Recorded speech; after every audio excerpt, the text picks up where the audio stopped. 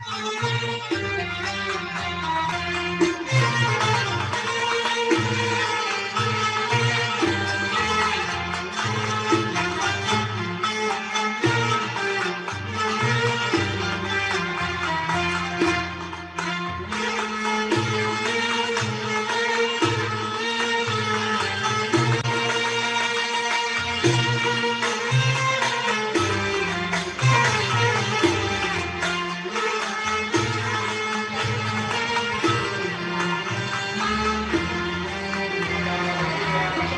nanti berarti silamnya pas udah mau mulai menerapkan. Iya.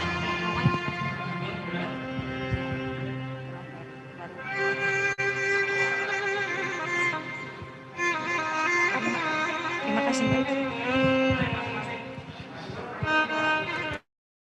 Cek.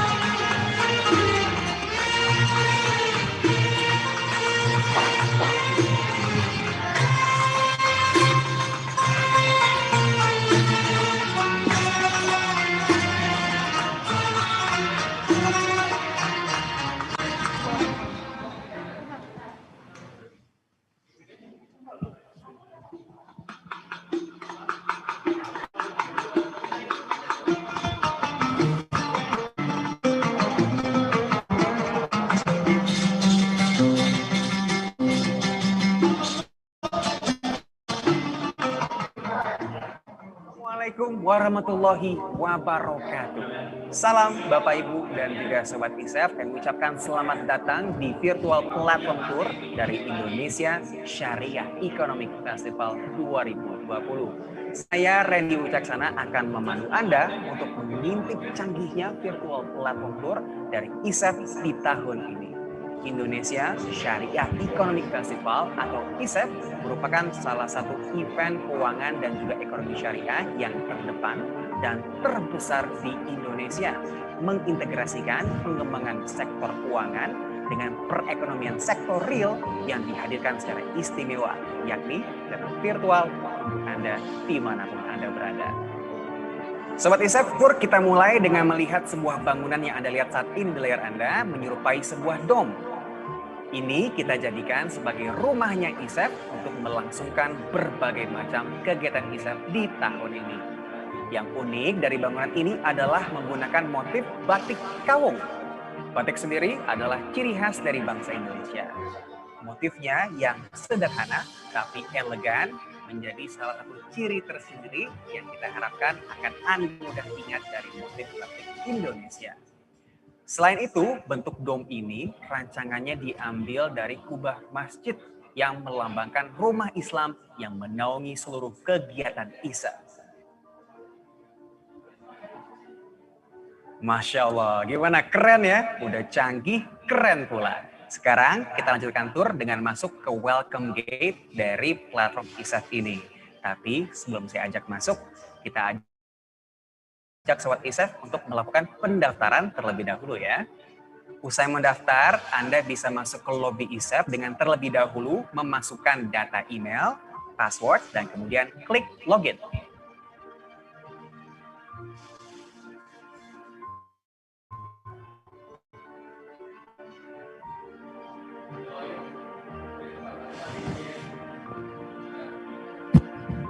Welcome to virtual platform ISEF 2020.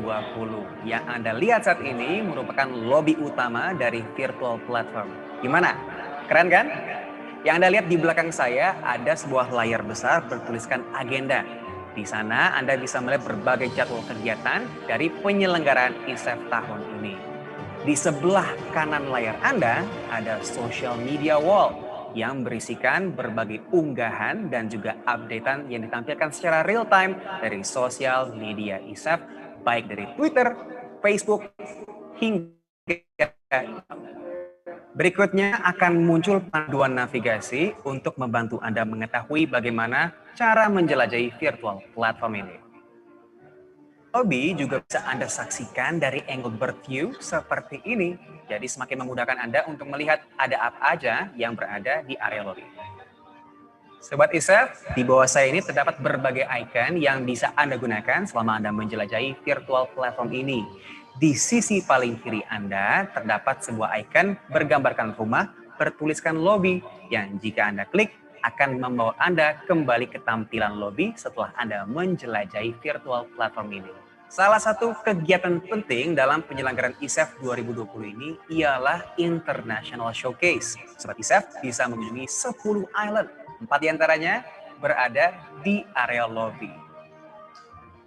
Komite Nasional Ekonomi dan Keuangan Syariah, Research and Education Island,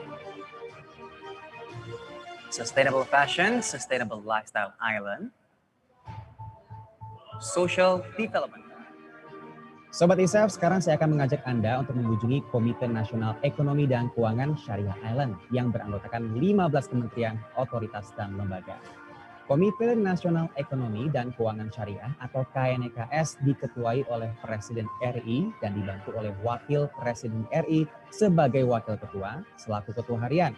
Merupakan sebuah lembaga non-struktural yang bersifat independen dalam pelaksanaan tugas dan fungsi wadah kolaborasi beranggotakan 3 Menteri Koordinator, 7 Menteri, Ketua Dewan Komisioner OJK, Gubernur Bank Indonesia, Ketua Dewan Komisioner LPS, Ketua Umum MUI, dan Ketua Umum Kadin, dengan Menteri Keuangan merangkap sebagai sekretaris yang bersama-sama bersinergi mendorong pengembangan ekonomi dan keuangan syariah nasional untuk mewujudkan visi Indonesia sebagai pusat ekonomi dan keuangan syariah dunia.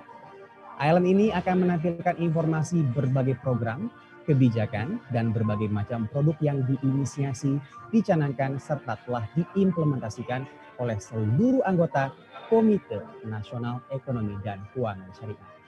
Setelah puas melihat island, sekarang saya mau ajak Anda untuk menikmati fashion show. Fashion show sendiri akan dimulai tanggal 28 hingga 30 Oktober 2020 yang akan menampilkan beragam karya busana muslim dari perancang busana kenamaan dan keren. Untuk berpartisipasi dalam kegiatan internasional dan domestik webinar sesuai dengan minat Anda hanya tinggal klik button International and Domestic Webinar. Kegiatan ini sudah berlangsung sejak Agustus 2020. Selain itu ada business coaching, workshop, business matching, dan one-on-one meeting. Jangan takut ketinggalan karena Anda bisa kembali menyaksikan semua rangkaian acara kami di platform ISEF 2020 ini. Di exhibition hall ini, Anda bisa menemukan beragam jenis produk unggulan yang tersebar di 10 island yang berbeda, mulai dari Healthy and Organic Food Island, Sustainable Fashion Island, Islamic Boarding School Island, ada juga Islamic Commercial Finance Island, Islamic Social Finance Island, ada juga Coffee and Tea Island, kemudian Agriculture, Herbs and Spices Island, Muslim Friendly Tourism Island, dan juga ada Ethnic, Craft and Cosmetics Island. Temukan juga beragam jenis produk lainnya di Other Sectors Island. Sekarang kita coba masuk ke salah satu island. Kita masuk ke Healthy and Organic Food Island. Di sini sudah ada contoh beberapa display makanannya. Bisa kita lihat ada rendang dan gudeg dan juga abon serta dendeng. Kalau misalnya Anda berminat melihat gudeg dan rendang, tinggal klik. Nah, di sini bisa langsung melihat berbagai informasinya, termasuk link untuk ke e-commerce langsung. Jadi bisa langsung berbelanja. Masya Allah. Jangan lupa di ISEF 2020 juga terdapat berbagai hadiah menarik, termasuk e-voucher dan juga souvenir untuk Anda. Meski sudah puas berbelanja di Exhibition Hall, jangan lupa bahwa di tanggal 28 Oktober 2020 nanti akan dilaksanakan opening ceremony. Anda tinggal klik button opening ceremony dan hadir di tanggal tersebut yang insya Allah juga akan dibuka secara resmi oleh Presiden Republik Indonesia. Tidak terasa Sobat ISEF, kita sudah sampai ke penghujung dari virtual platform tour. Tapi ingat, ini baru ya. Bahwa pandemi COVID-19 yang melanda Indonesia dan dunia bukanlah akhir segalanya. Justru ini munculkan peluang baru, lahirkan karya dan inovasi. Menyatukan jarak dalam dunia maya bukan lagi hal yang tidak mungkin. Lagi hanya dirasakan di film saja. Tapi kini, di hadapan Anda, virtual terasa nyata. Salam sehat untuk Sobat ISEF semua. Sekarang kita kembali ke acara.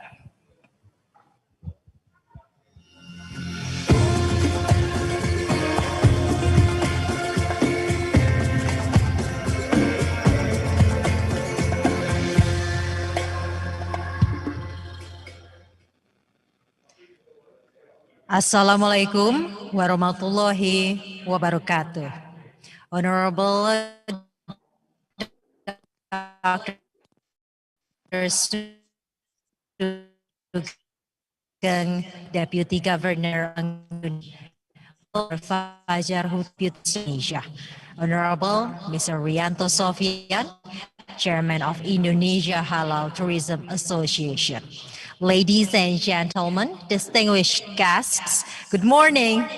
I'm Shazawi Sasro, and I would like to welcome you to the second Indonesia Halal Tourism Summit in conjunction with the 7th Indonesia Sharia and Economy Festival.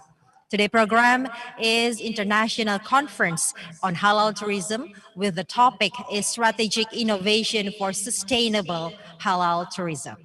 We have an exciting agenda ahead of us today, where we'll begin our seminar with opening remark by Mr. Rianto Sofyan, Chairman of Indonesia Halal Tourism Association, followed by a keynote speech by Mr. Fajar Hutbut of Tourism and Creative Economy of the Republic of Indonesia. And we will also hear a keynote speech by Mr. Sugeng, Deputy Governor of Bank Indonesia.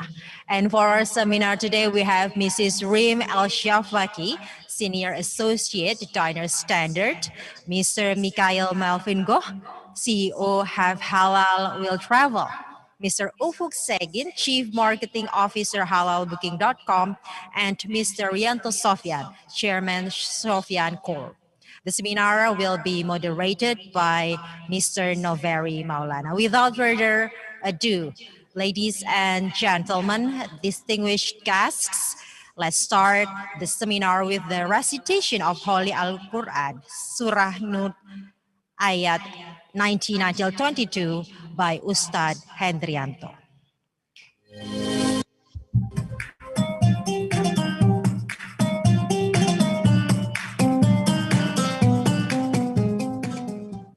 أعوذ بالله من الشيطان الرجيم بسم الله الرحمن الرحيم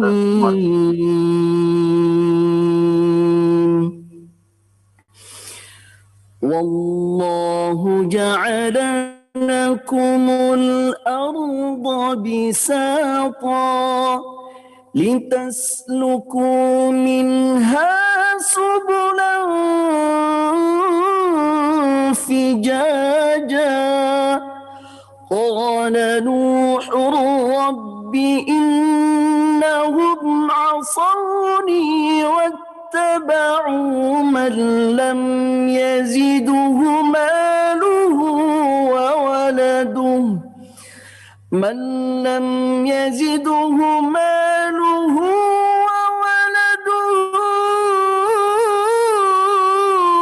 إلا ومكروا كبارا الله العظيم.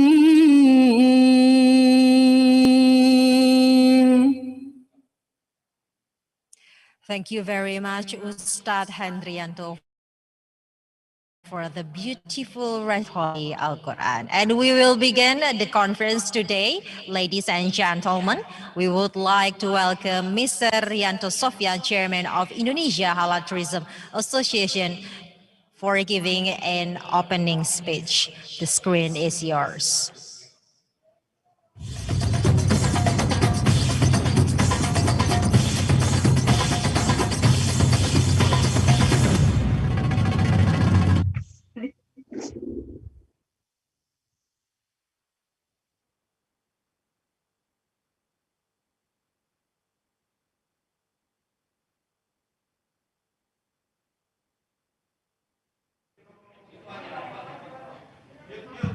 Bismillahirrahmanirrahim.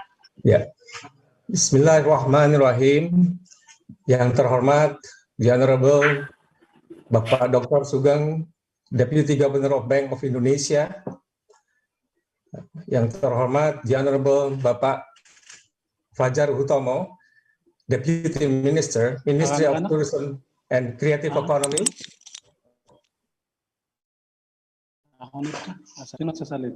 Yang terhormat Bapak Harjo, Director Executive of Komite Nasional Ekonomi dan Keuangan Syariah. Yang terhormat The Honorable Bapak Zainul Bahar, Wakil Ketua Vice Chairman of Institute. Yang terhormat Bapak Afdal, the Director of KNEKS, the National Committee for Finance and Economic Syariah. Yang terhormat Ibu Prof. Ois Amalia from Universitas Islam Nasional Jakarta. And yang terhormat the Honorable Ustadz Alex Sultan, from Halal International Chamber of Commerce and Industry of Philippines Incorporation. The honorable speakers, Sister Rim El Shafaki from the Dinar Standard USA. This conference is the high spot of the second International Halal Tourism Summit, which are organized in conjunction with the 7th Sharia and Economic Festival, Bank of Indonesia, in collaboration with Syariah Economic Community, Masyarakat Ekonomi Syariah, and Indonesia Hotel and Restaurant Association, BHRI. 2020 marks the second year of Indonesia Halal Tourism Summit. For this year's event, the summit is being held in China.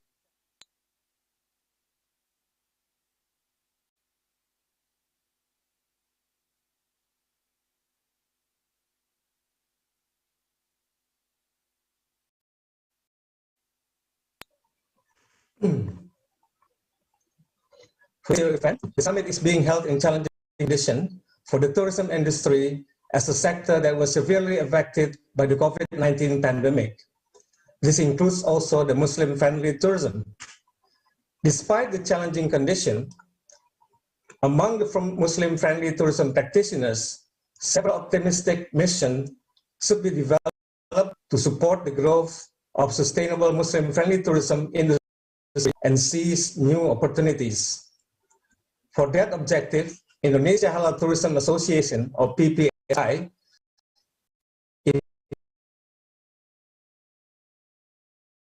initiates the second Indonesia Halal Tourism Summit for resilience and sustainable development of Muslim-friendly tourism businesses and its related stakeholders in Indonesia to ensure the continuous development of the industry. The summit consists of 4 main agendas. First is the first focus group discussion, which aim to find the right and effective strategy for the acceleration of Muslim-friendly tourism development in the new normal era. That involves all the stakeholders, namely academicians, businesses, communities, government, and media, and others. The second agenda will be the Muslim-friendly tourism forum. We call it the PPHI Friday Night Talk, which is a business inspiration sharing session to discuss potential business opportunities and collaboration approach with all other sectors related to the tourism industry during and post-COVID-19 pandemic, which are done nationally from all parts of Indonesia, from west to east. Furthermore, the third agenda will be the virtual exhibition and business matching. It is also being held in this event. And from those three previous mentioned agendas, we hope that it will give the birth to new inspiration in the strategic innovation that will be the key to the revival of Muslim-friendly tourism in Indonesia and around the world.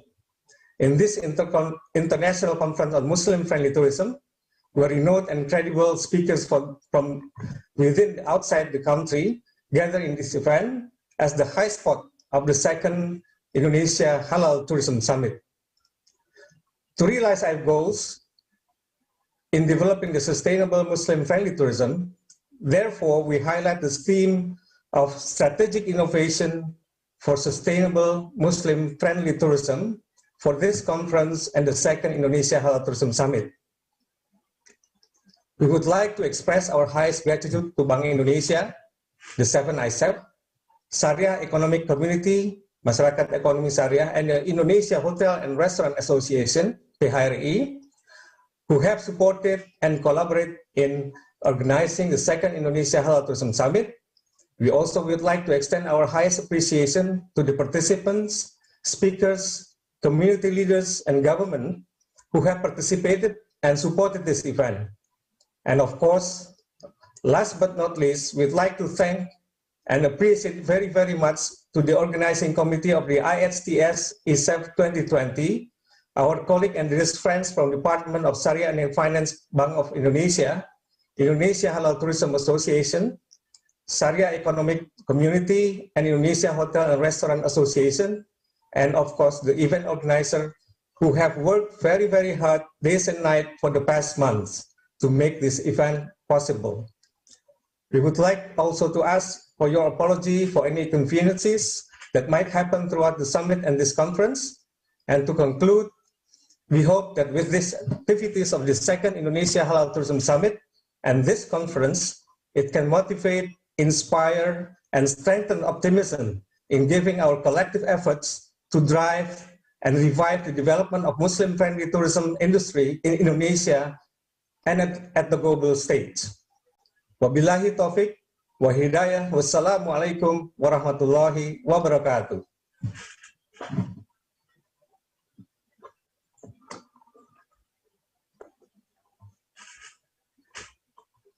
Thank you very much, Mr. Rianto Sofyan, for the opening remarks.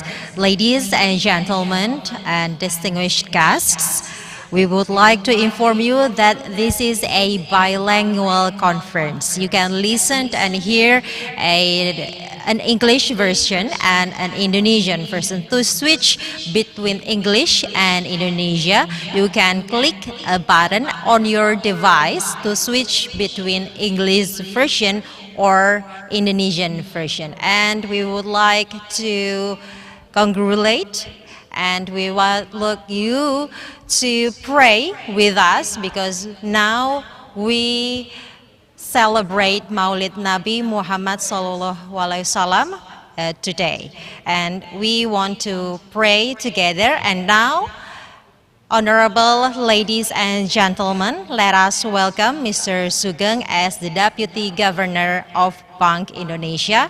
The screen is yours.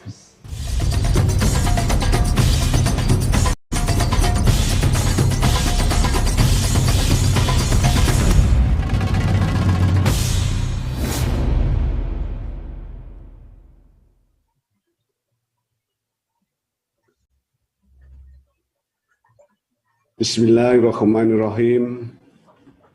Yang kami hormati, the Honorable Pak Fajar Utomo, Deputy Minister of Tourism and Creative Economy, distinguished speaker, Pak Rianto Sofyan, Mr. Ufuk Sokin, Mr. Michael Melvin Goh, and Ms. Rim Elsa Faki, honorable guests, ladies and gentlemen, Assalamualaikum warahmatullahi wabarakatuh.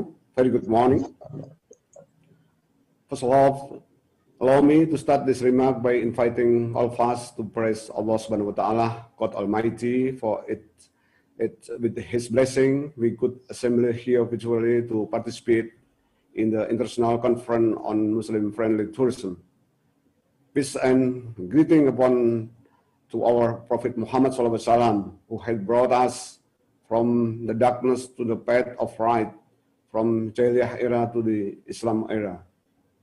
I would like also to express my sincere appreciation to the distinguished speaker and all the guests for attending this very important event, as well as congratulating the Joint Committee for the Indonesia Halal Tourism Association and Bank Indonesia, which has been preparing and organizing this event.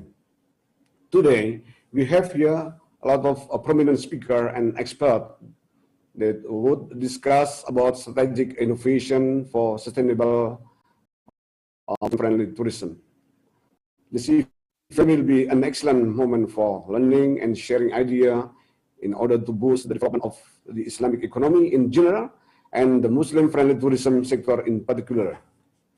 Distinguished guests, ladies and gentlemen, global Islamic economy and finance continue to show growth while showing great potential as source of new economic growth. Based on State of the Global Islamic Economic Report 2019-2020, the consumption spending of the global Islamic economy in various sectors recorded more than 2 trillion in 2018.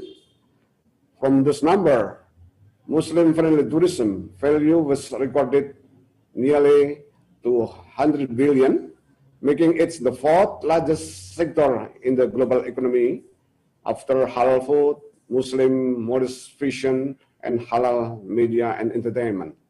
Looking ahead, the consumption value of the Muslim-friendly tourism will reach nearly 300 billion by 2024, with annual growth around 6.2%. Such great potential would be well optimized by various countries, even if they are not Muslim majority country. Look at the Thailand and South Korea, for example. They pay serious attention to the development of Muslim-friendly tourism. Thailand had declared their country as the world halal chicken, world halal kitchen, and South Korea declared themselves as a world Muslim-friendly tourist destination. With these circumstances, developing Muslim-friendly tourism in OIC country, including Indonesia, is a must. Distinguished guests, ladies and gentlemen, for Indonesia, which has been facing a current account deficit in the balance of payment, developing the tourism sector is indeed very important. This is because the tourism sector, including Muslim-friendly tourism, could quickly generate foreign exchange reserve to reduce those current account deficit. I think the reduction in the current account deficit could have a positive impact for the exchange rate stability of the rupiah. This stability is an important element to sustain our economic growth in the long term. In the broader context, high and sustainable economic growth is indeed important because Indonesia has a big vision to become a developed country, advanced Indonesia by 2045. Thus, developing tourism sector, including the Muslim-friendly one, is believed to be one of the key success for achieving those goals. If we take a look at the Indonesian current condition, the potential for developing the tourism sector, including the Muslim-friendly tourism, is enormous. Indonesia has a very beautiful nature, delicious food variety, and cultural diversification. Those characteristics should be very attractive to international tourism, of course, especially related to Muslim-friendly tourism. Indonesia has also many Islamic landmarks that are very interesting to visit, like mosques, places, and so on. This should also be very attractive to international Islamic tourists. However, based on UN WTO data, from the total of 41 million Muslim tourists from Middle East, only 0.6% have visited Indonesia. This is very small. This figure indicates a huge gap between the potential market and actual Muslim tourist arrival in Indonesia. To that end, we need to scrutinize the constraint and the challenges so that we could address it properly. Distinguished guests, ladies and gentlemen, before we discuss more deeply about Muslim-friendly tourism, we need to equalize the perception of what is the definition of Muslim-friendly tourism. This is very important. Muslim-friendly tourism is not only for Muslims, but it could be enjoyed by other believers. In those areas, there are sufficient facilities and infrastructure for Muslim tourism when they are traveling while still carrying out their obligation and staying away from prohibition as Muslim. In the area of Muslim-friendly tourism, we see that there are at least 4 challenges that need to be addressed. First is lack of access.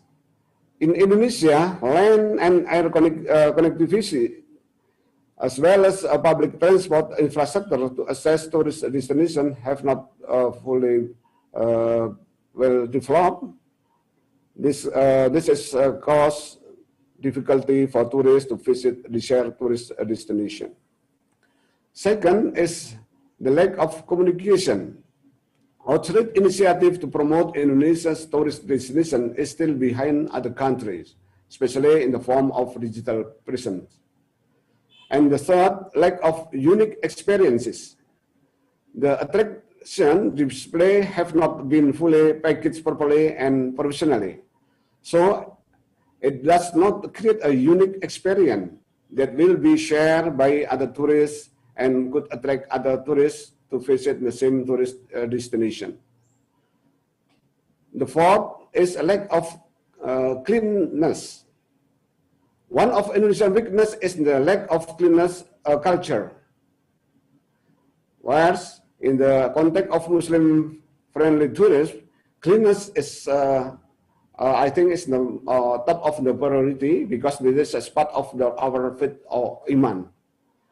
Distinguished guests and ladies and gentlemen, to further develop the Muslim-friendly tourism in the years to come, we are of the view that there are 2 main strategy policy that need to be taken. The first policy is prioritization. To ensure that the development of tourist destination could be implemented optimally, we could not cover all tourist destinations. There must be determination of priority tourist destination.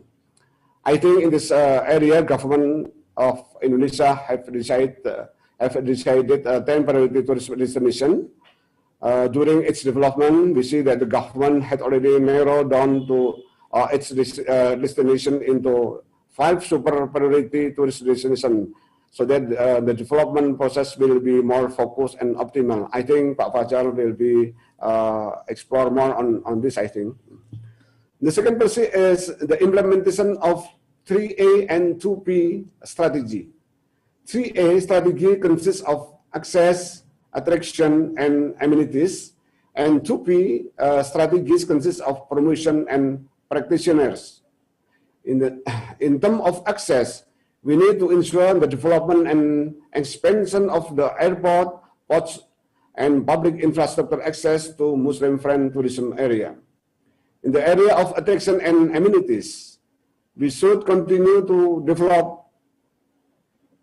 attractive and amenities in priority and super priority tourism destination. As soon as the COVID-19 start hosting national and international level events, as well as optimizing domestic MICE, meeting, incentive, convention, and exhibition. In the context of amenities, we need to build a culture of cleanliness, since childhood through education and kindergarten and elementary school. For the promotion aspect, we need to enhance the promotion and tourist campaign through synergy and close collaboration among minister, institution, and relevant stakeholders, as well as adapting digitalization. For example, we can take a look in South Korea, for example. There is a dedicated website that has been built as a guidance for the tourists. I think this is we can learn in this area. That website could provide comprehensive information regarding Muslim-friendly tourism. We could locate which restaurant are halal certified. Those digital platforms provide a sense of comfort for tourists visiting and traveling there. And last but not least, regarding practitioners aspect, we should increase the human resources quality and adoption rate of technology in the digital economy area, so that the practitioner could serve the tourists professionally and relevant with the ongoing digitalization area. Apart from this policy, in the short term, several breakthrough steps also need to be taken to revive the tourist sector, including Muslim tourism, as well as dealing with the COVID-19 pandemic. Thus, the first and the fundamental step, that is controlling the COVID-19 pandemic, is indeed important. Various tourist promotion and improvement of facility will find it difficult to attract tourists if there is no confidence that the local government is committed and able to control the pandemic situation in the related area.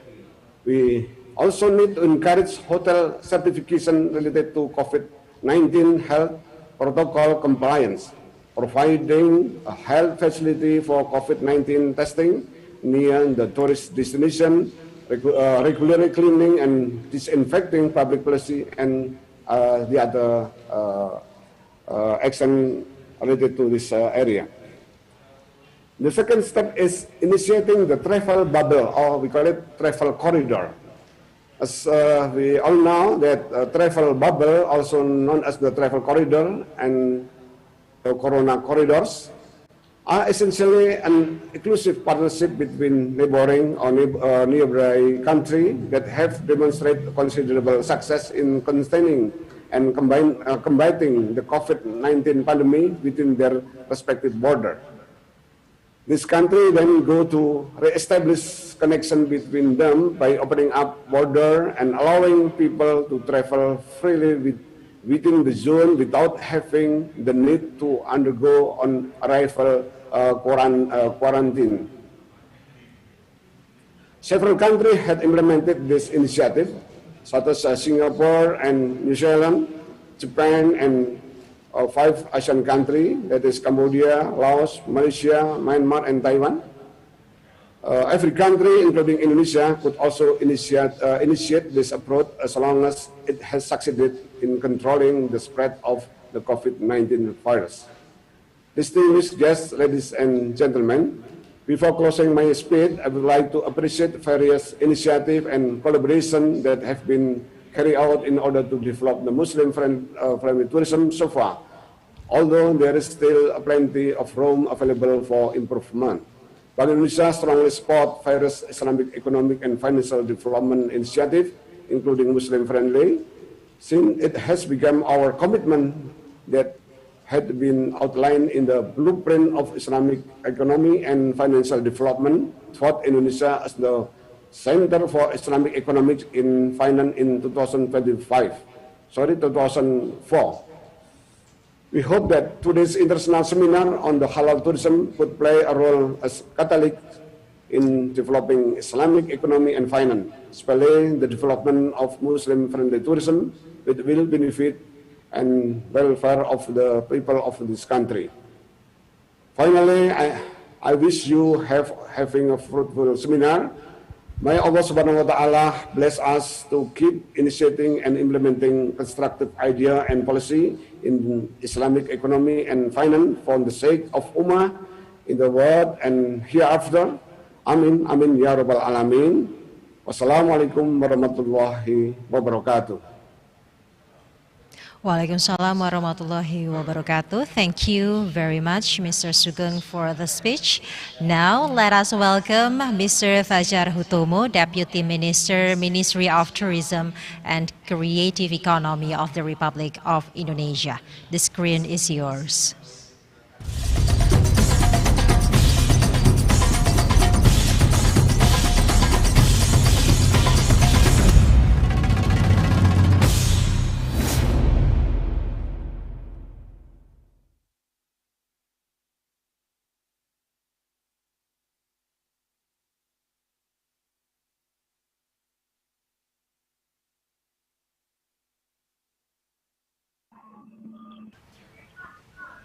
Thank you for the moderator.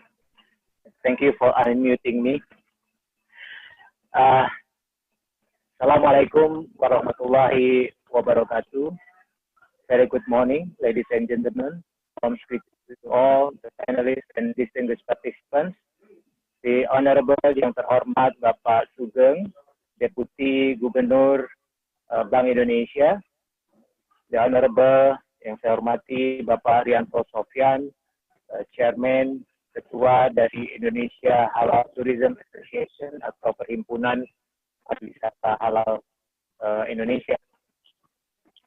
Salawat dan salam kita aturkan kepada junjungan kita Nabi besar Rasulullah Muhammad SAW beserta keluarga, sahabat, dan para pengikutnya hingga akhir zaman termasuk kita semua. Terutama adalah because of today is Maulid Day for our greatest Prophet Muhammad. Ladies and gentlemen, the Honorable Pak Sugeng and Pak Rianto, before I deliver my opening speech or my opening remarks, I would like to tell you about where I am today. And sorry, maybe I would like to deliver my speech in hybrid way, in sometime in Bahasa, sometimes in English. So, Bapak dan Ibu sekalian, hari ini saya sedang berada di salah satu desa wisata Balkondes yang ada di Borobudur. Sebuah pengalaman yang menarik menurut saya dalam perspektif Muslim friendly tourism ketika saya berada di dalam atau menginap sejak semalam di Balkondes Desa Karangrejo ini. As you know, Borobudur is one of our tourism destination that actually one of Buddhism relics or Buddhism heritage in Indonesia. But staying in tourism village in Borobudur, I can say that this is the good example of Muslim-friendly tourism in one of our tourism destination in Indonesia. Desa di Borobudur ini adalah sebuah contoh yang sangat menarik mengenai pariwisata ramah Muslim. Meskipun Borobudur adalah salah satu peninggalan agama Buddha di Indonesia, tetapi jika Anda menginap di daerah pedesaan di sekitar Borobudur, dan malam hari Anda akan merasakan atmosfer yang sangat Islami. Ya, Anda akan mendengar lantunan ayat-ayat suci Al-Quran yang dikumandangkan dari berbagai musola, berbagai masjid yang ada di desa-desa di sekitar Borobudur. Dan di area ini juga Anda akan dengan mudah menemukan makanan-makanan halal yang dapat kapan saja disantap atau dinikmati oleh para wisatawan Muslim dari manapun Anda berasal.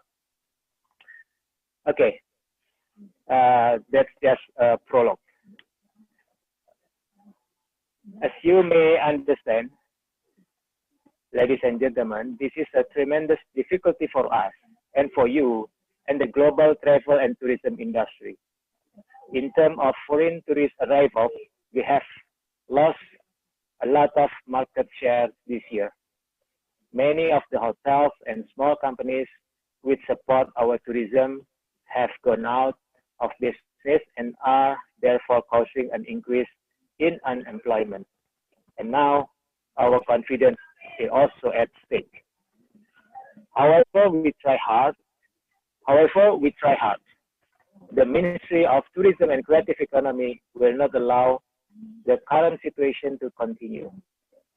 To see the bright side, this is actually the best time for us to re-evaluate and rediscover what we have done in previous years and prepare to recover. We are doing our best to regain trust in our tourism sector and the trust of the international community. The Indonesian government continues to work hard to contain this pandemic. Since April 2020, the Ministry of Tourism and Creative Economy has taken several steps and policies to adapt to this situation, including budget reallocation to support the tourism industry and the creative economy. This is done by providing accommodation and transportation for medical personnel, moving small, medium enterprise to participate in various campaigns. Currently, the government of Indonesia, through the Ministry of Finance, will disburse a tourism grant program worth around 3.3 trillion rupiah. The main objective of this action is to help local governments as well as hotels and restaurants that are experiencing a financial crisis due to COVID-19. Meanwhile, the provision of stimulus is not enough to revive the tourism industry. Nowadays, as we all know, cleanliness is the top priority in our daily lives. The Ministry of Tourism and Creative Economy responded to this by issuing a Clean Health, Safety, and Environment Sustainability, or CHSE protocol, specifically designed for the tourism sector and creative economy in Indonesia under the guidance of Ministry of Health and International Institutions. We created the CHSE protocol to show the global community that our destinations are safe and ready to be enjoyed, especially when we finally decide to reopen our borders, despite new circumstances. To support the industry in implementing this protocol, the government of Indonesia is facilitating the CHSE protocol or CHSE protocol certification for free. These protocols have finally been compiled into handbooks with several series such as hotel, restaurants, MICE, events, and so on. On the other hand, the Ministry of Tourism and Creative Economy also encourages tourism and creative economy actors to return their skills and upskill by taking part in several webinars or online training to be able to add or acquire new skills or knowledge. If we look back in 2019, the number of domestic travelers reached more than 250 million. As we know, Indonesia is one of the countries with the largest population in the world. With such a large number, we cannot rule out the role of domestic tourism, which can be an alternative solution to enlighten the tourism sector. Domestic tourism can be useful to boost the economy by maximizing domestic tourism spending. Indonesia is also one of the countries with the largest Muslim population in the world. This country is a potential market for halal products and Muslim-friendly tourism. Muslim-friendly tourism development is a necessity. Of the nearly 250 million movement of domestic tourists, in 2019, 60% of them are on the island of Java, and most of them are religious tourism. Globally, the Muslim market segment is getting bigger and growing significantly. Tourists from the Middle East are one of the top spenders of foreign tourists in Indonesia. So, talking about the recovery plan, improving connectivity is also one of our priorities that must be continuously improved. We are also preparing super priority destination for the development and acceleration of the tourism industry in Indonesia, namely like Toba, Borobudur, Mandalika, Lombok, Labuan Bajo, Komodo, and Likupang, Manado.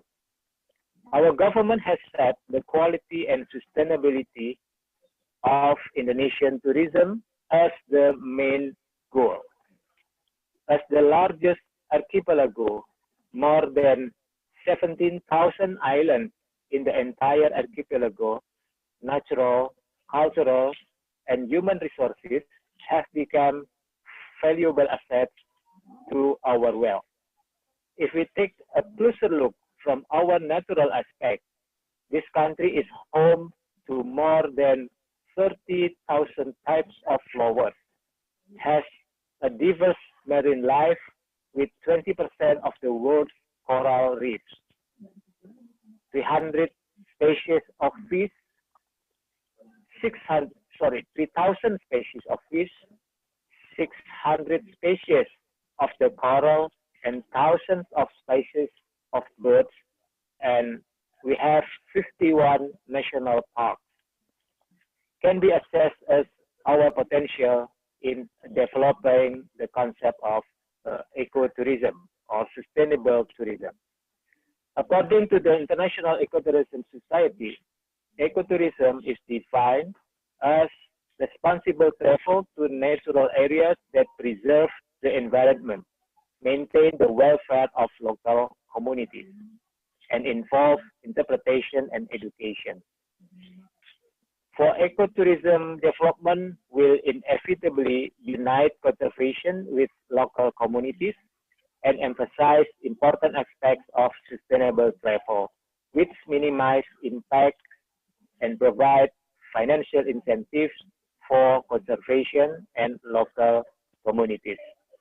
If we look at the sustainable travel in 2019 report from Booking.com, more than 70% of travelers believe that people need to act now and make sustainable travel choices to save the planet for future generations.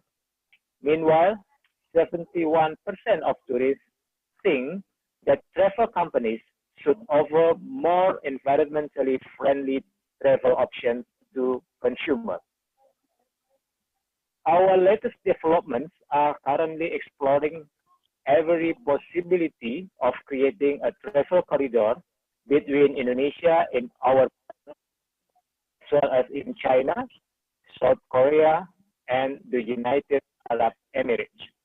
This kind of facilitation is dedicated to business travelers before we start expanding our reopening of destination for large-scale tourists as the CHSI protocol was fully implemented across Indonesia. The COVID survival decreased. Ladies and gentlemen, distinguished guests, panelists, participants, the COVID-19 pandemic, on the one hand, has actually caused both of health and economic problems. However, on the other hand, it opens opportunities for innovators and the business to offer solutions that are needed by consumers. These problems are business opportunities for those who are driven, willing, and able to take advantage of. Consumer experience in taste and behavior. They become more concerned with health, hygiene, and any hygiene factors. This is certainly an opportunity for the halal industry, including Muslim-friendly tourism, to offer halal or Muslim-friendly products that meet consumer needs. Products that are not only halal but also good for you, healthy, clean, and hygienic. The changes in consumer behavior, who are becoming more familiar with digital transactions or e-commerce, also need to be the attention of innovators in their innovation work. I'm sure that the spirit of cooperation and inclusive participation will continue to be promoted by Indonesia to provide mutual benefits for all parties. In particular, the vulnerable micro, small, and medium enterprises in Indonesia tourism sector affected. Muslim-friendly tourism needs to pay attention to this, make inclusiveness as an important feature to maintain the sustainability of Muslim-friendly tourism itself. To conclude my remarks, I hope that every one of us enjoy the delightful meeting and discuss the best potential area of cooperation and investment, also innovation, that could be implemented for the tourism recovery scheme, as well as to meet its other interests. So thank you everyone. Stay safe and healthy. I hope we can see each other soon, not just in virtual way, but directly, because however, tourism, I think we enjoy tourism better if not in virtual way. I believe it, because we can touch, we can feel, we can taste whatever we want in tourism. So, thank you everyone. Assalamualaikum warahmatullahi wabarakatuh. Waalaikumsalam warahmatullahi wabarakatuh. Thank you very much for the keynote speech, Mr. Fajar Hutomo. Ladies and gentlemen, we regret to inform you that our dignitaries will not be able to join the remaining session due to other commitments. We bid you farewell. Thank you for joining us in opening today's conference, and we wish you good health. Without further ado, ladies and gentlemen, our distinguished guests, finally allow me to introduce and welcome our moderator for today, Mr. Novari Maulana, that will moderate the discussion between our speakers today. To Mr. Novari Maulana, the show is yours.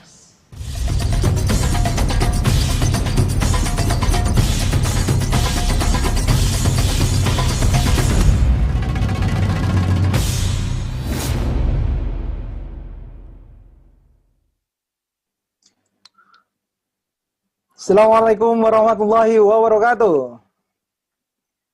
Rabbi shrah li sadri wa yassir li amri wahlul 'uqdatam min lisani yafqahu qawli.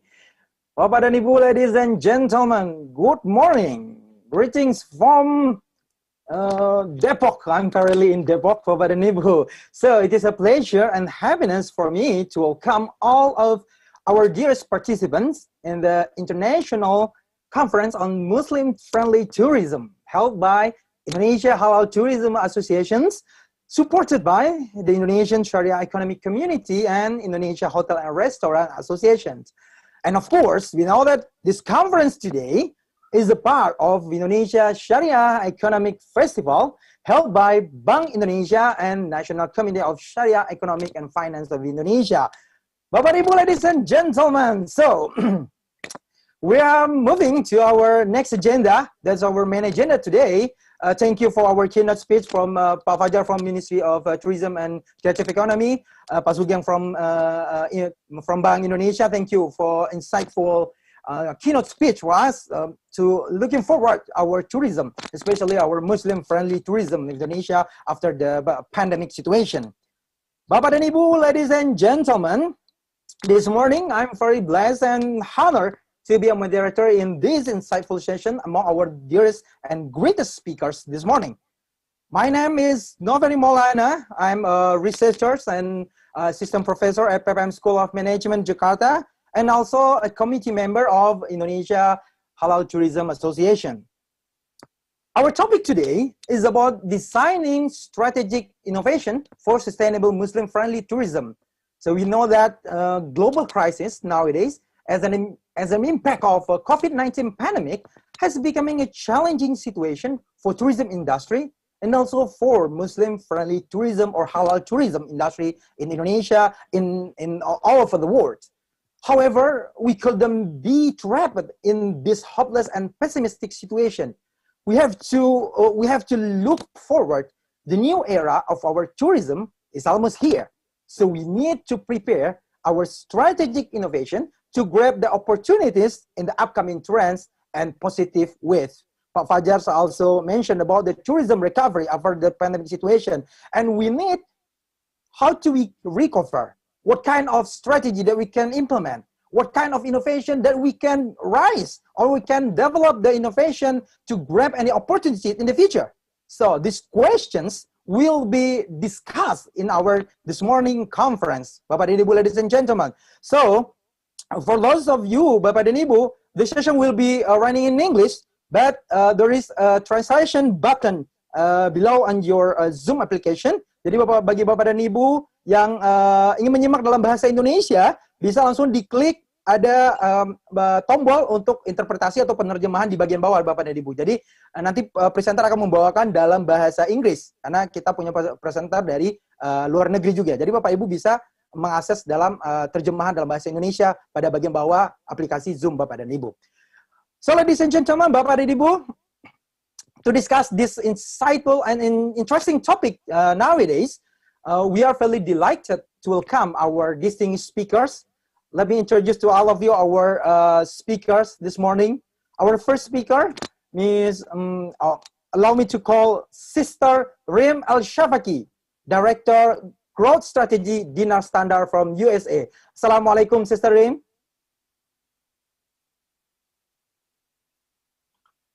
So still on mute.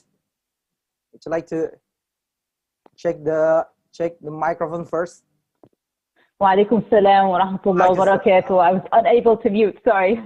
Okay, yeah, so thank you. Good morning, Sister Reem. So you're live from USA this morning. Thank you for joining us this morning, Sister Reem. You're welcome. It's my pleasure, and thank you for inviting me. Thank you very much. So let me also introduce our second speaker, Mr. Michael Melvin Goh, co-founder Have Halal Will Travel from Singapore. Good morning. Assalamualaikum, Brother Melvin.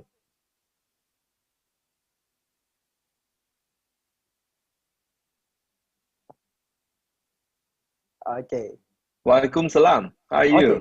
Okay, so good. Okay, so live from Singapore. Thank you for joining us. Yes. Thank you for the opportunity. I heard about Have Halal Will Travel will be interesting story also sharing with us this morning. I cannot wait for your presentation later. Thank you, Brother Melvin. Yeah, thank you.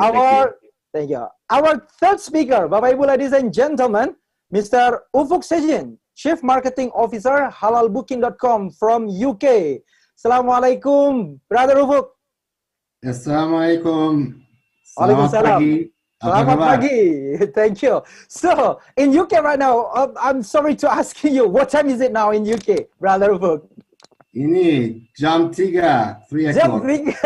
So, thank you very much for joining us at 3 a.m. in the morning. So, you're already in front of your laptop sharing with us. We really appreciate that your time this morning from UK, Brother Ufuk. Thank you. And our last speaker, Bapak dan Ibu, ladies and gentlemen, of course, from Indonesia, Chairman Indonesia Halal Tourism Association and the Chairman of Sofyan Corps Indonesia, the first halal hotel in Indonesia, Bapak Rianto Sofyan. Assalamualaikum, Pak Rianto. Waalaikumsalam warahmatullahi wabarakatuh. Waalaikumsalam. Thank you, Pak Rianto, for organizing such a great event today, Pak Rianto. So this event is collaboration between PPHI, MES, and PHRI, and of course fully supported by Bank Indonesia and KNNKS and the government of Republic of Indonesia, of course, Pak Rianto. Thank you. Okay, Bapak Ibu, ladies and gentlemen, this morning, each speakers, I will be inviting each speaker to present their presentation, the idea, and their opinion about how to develop the strategic innovation for rebound or tourism recovery for our Muslim-friendly tourism in Indonesia and also in global world. For the first presenter, the first speaker who will present to us is Sister Reem Al-Shafaqi from Dinas Standard. The title of presentation that I can mention about the global Muslim-friendly tourism industry economic outlook 2020 to 2024. This will be interesting especially for those who's developing business in this area, in the Muslim-friendly tourism area. This economic outlook, the numbers, and the result from Dinas Standard USA will be interesting maybe for you to develop any future strategy and any insight to face or grab any opportunity in the future. So without further ado, Bapak dan Ibu, please welcome Sister Reem Al-Shafaqi from USA. Sister Reem, time is yours. Thank you. And may I share my presentation, please?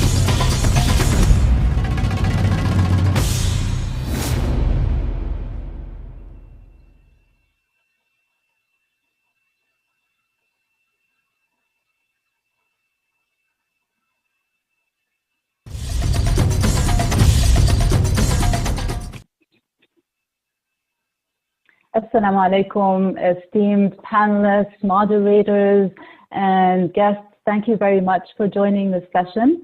And I look forward to presenting my slides on the industry economic outlook, but also I'll be incorporating a few slides on signals that we are monitoring in terms of what we're seeing happening these days with the current situation and what is expected to continue post the COVID-19 crisis. So we can move on to the next slide.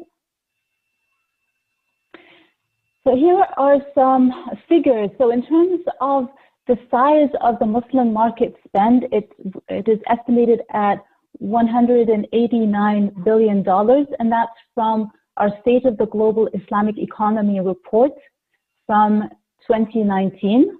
We are just about to launch this year's State of the Global Islamic Economy report on November 16th, and we'll be able to release the updated figures and especially the adjustments based on what has happened this year, very unpredictable year. We had estimated that at 2024, the spend would be $274 billion, but this obviously has been adjusted given the drop this year. I'm sharing a sneak peek from this year's report. So the forecasted global spend this year has dropped to $58 billion because of the COVID crisis. And we are expecting recovery to happen in 2023 in terms of the figures going back to the 2019 spend figures. And a few other things I wanted to share from these slides. So in terms of the top countries in terms of spend, the top four are actually from the GCC in terms of spend on travel. So number one is Saudi Arabia, followed by UAE, Qatar, and Kuwait. And it's interesting to note that number 5 in terms of spend is Indonesia, which is very relevant. I'll come to that point in some of my next slides. We can move on to the next slide.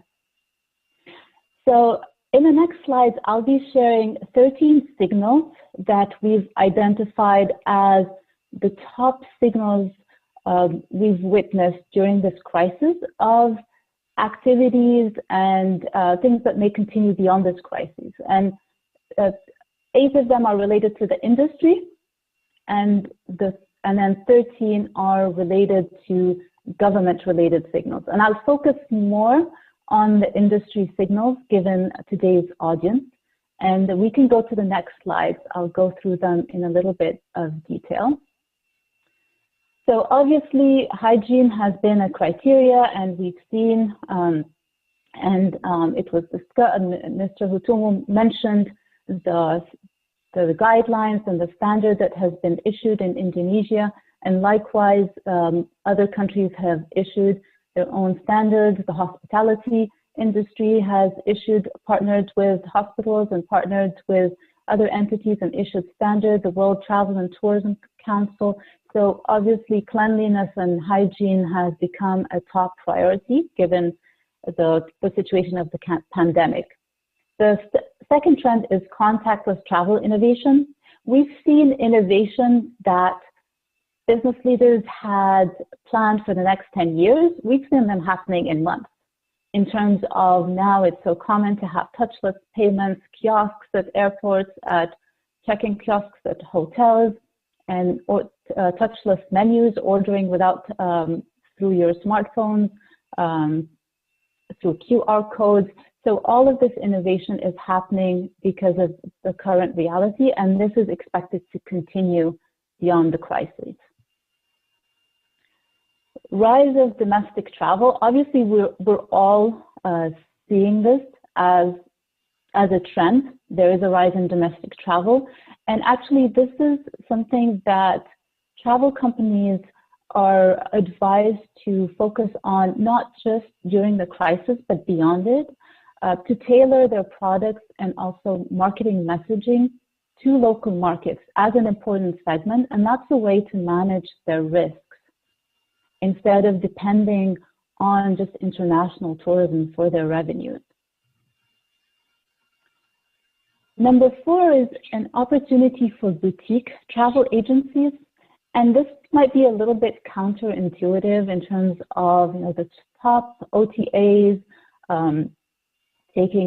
monopolizing really the market, but there is room for smaller agencies that provide customized service to their clients, because at this time when there's so much confusion in terms of what are the regulations, what are the rules, what am I required, do I have to do a COVID test before traveling? What about when I reach my destination? There's so much that a traveler needs to know. For example, Cambodia at one point, they demanded like a $3,000 deposit from any visitors for any COVID-related expenses.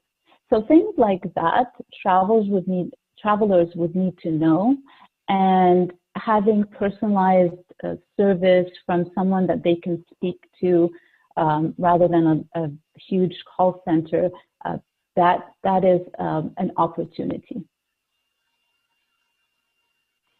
Now, we know that millennials are an important segment, and even before this crisis. And now millennials and their counterparts in terms of older Gen Zs are even more important because they are more willing to travel, and more willing to take risks. And we've seen it here in the US when things were closed and there were so many restrictions. We saw young people traveling during spring break, going to Florida, going to beaches. It's not something I'm encouraging if there's a threat, but we're seeing that they are, once travel opens up even more, they are the first ones willing to travel and are a good segment to focus on. Now, sustainability as a priority.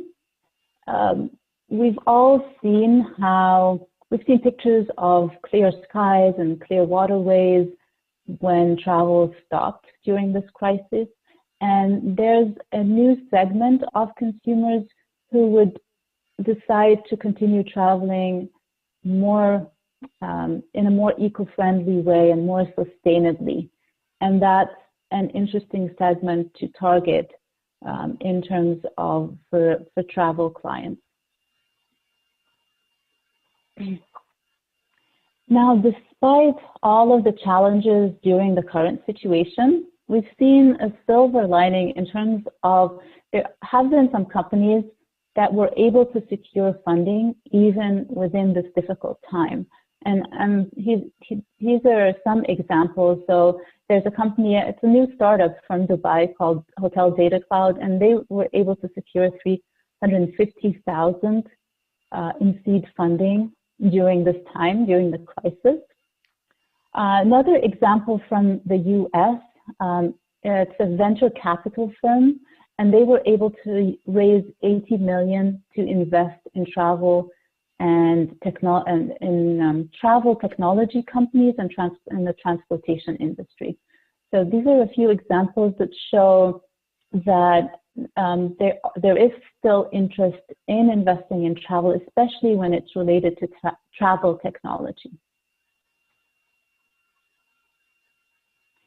Now, broadening business models to hedge tourism risks, and we've seen that in the form of pivots. So we've seen, for example, Airbnb and other providers of tourism activities provide their activities online and provide experiences with local hosts and guides. So this is one example of pivots. Air Canada launched free at-home streaming service for its loyalty program members, and this can easily become a paid service that it offers beyond its members. And it already has this ability. It has the content and is able and has the capability to stream it. So these are some examples, and we've seen many more. And it's well advised for travel companies to continue widening their offerings beyond this crisis, because as we know, tourism is the first sector affected by any crisis that occurs, so not just the pandemic. So it's a good strategy to take. Now, in terms of signals for governments, so one is crisis preparedness. This crisis took all governments, I believe, by surprise. So it's well advised for governments to be prepared for future crises, whether they're pandemic related or other. Now, number 10 is related in terms of safety and hygiene. And Mr. Hutomo mentioned that the government, that the ministry is organizing the standard related to cleanliness and safety, and it's well advised that the governments lead that because right now we're seeing a lot of different standards and different certifications evolving and developing, so this will probably need to be standardized. Now, tourism corridors, and we've seen how different countries have established tourism bubbles in terms of reciprocating travel, opening travel for each other's citizens, but also taking it a step further in terms of collaborating with neighboring countries to offer a safe corridor for visitors to come and visit the destination as a whole. So a group of countries will agree to collaborate to become a unique destination with certain unique themes. And so number 12, if we go back to number 12, in terms of destinations configuring for safety, so definitely safety has become a priority, safety and hygiene, in terms of, for example, we've seen amusement parks and museums try to allow for online queuing, for example, or digital queuing, rather than having people close to each other to maintain safe social distancing. So this is one example. Moving on to the next. So sustainability is definitely, and also as Mr. Hutomo mentioned, it's important for governments, and the pause has allowed governments the time to visit their sustainability plans and update them and think seriously about them.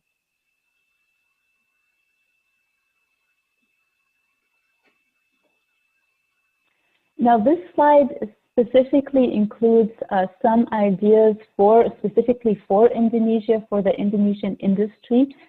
and focusing on areas that Indonesia has certain potential for. So some of these ideas are, for example, focusing on diaspora and visiting family and friends. So Indonesian citizens who are living abroad, they would be more willing to visit, having the reassurance of having family and friends in the country and being able to fully understand the situation on the ground. So this is an important target segment. And the second one is pivots. And as we gave some examples of virtual experiences, video streaming, hotels, for example, during the height of the crisis some of them started offering laundry services or started offering rooms for work from home as work from home venues. So pivoting, thinking outside of the box. Restaurants, for example, they started offering prepared meals or even meal kits. So thinking of what are the current tools and resources available to businesses that they can offer alternative products while during this reduced period of travel. And then retraining tourism workers for alternative employment. That's also an area of focus. Promoting homestays, and since Indonesia is famous for its homestays, here in the US we've seen Airbnb really increase in terms of bookings during the crisis because people were traveling domestically and they wanted to stay in areas outside of cities that were remote and staying at Airbnb. And then focusing on outdoor products. For example, Indonesia has so many outdoor activities and water sports related activities and other and nature. So that really fits well with travelers' preference to be doing activities outdoors and not in closed, crowded places. For example, my family and I, during the crisis, we traveled to Colorado, where it's famous for its mountains and hiking and outdoor activities, and that was a very suitable trip to take during the crisis. And MICE events, MICE focusing on online events and getting technology savvy. And mashallah, the Indonesia Sharia Economic Festival, it's great to see how technology is being utilized and in a creative way and taking advantage of what's available in terms of online streaming and conferencing and all of the different technology available. So this is an opportunity for MICE. And then travel bubbles we discussed.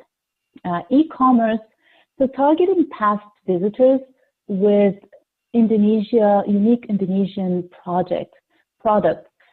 So visitors usually who really enjoy the destination, they're usually nostalgic to visit, and if they can't visit, to at least have something that reminds them of the destination that they still loved.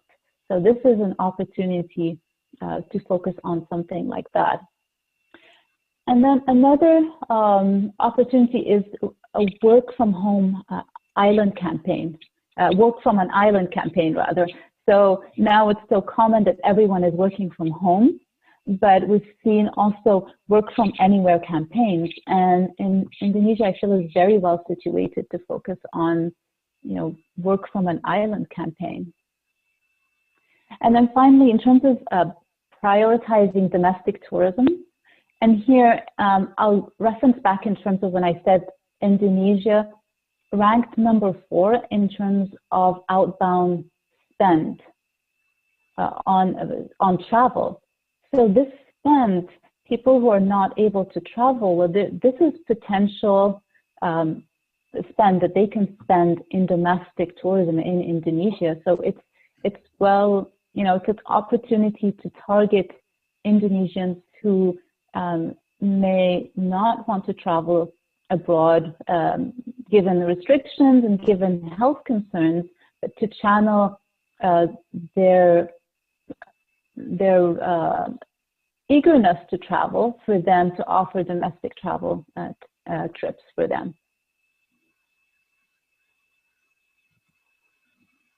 Now, this is an action plan, and I'll go through it quickly in terms of for the industry towards the new normal. And it's divided into stages. So return is the first initial stage right after the crisis. And it's basically focusing on health and safety as the main and contactless technology.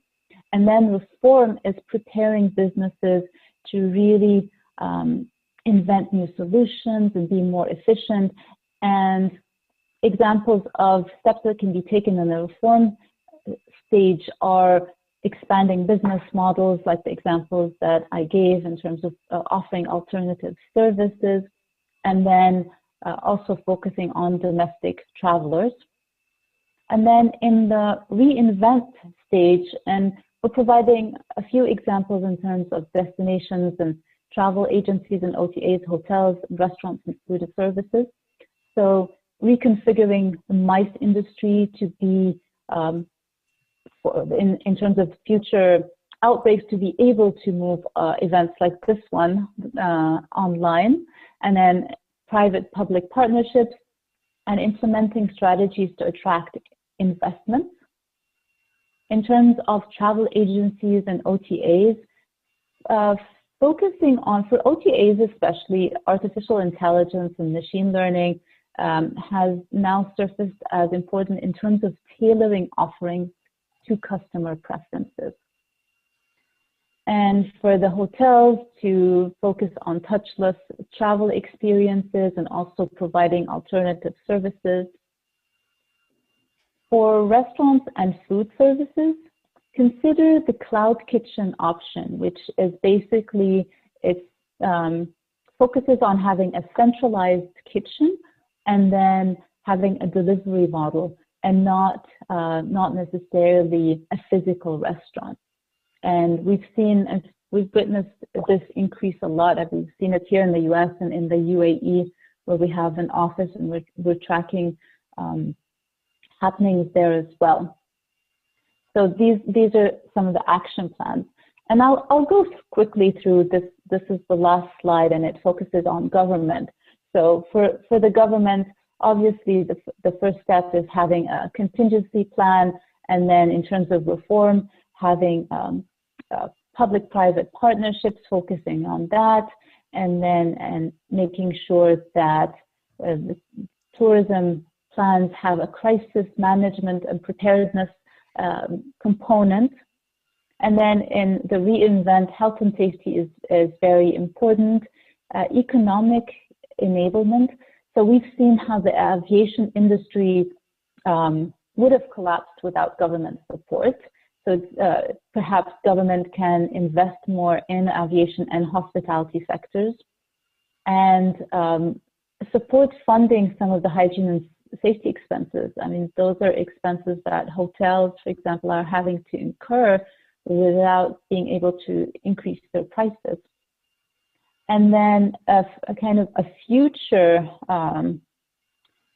action plan is work towards implementing universal basic income.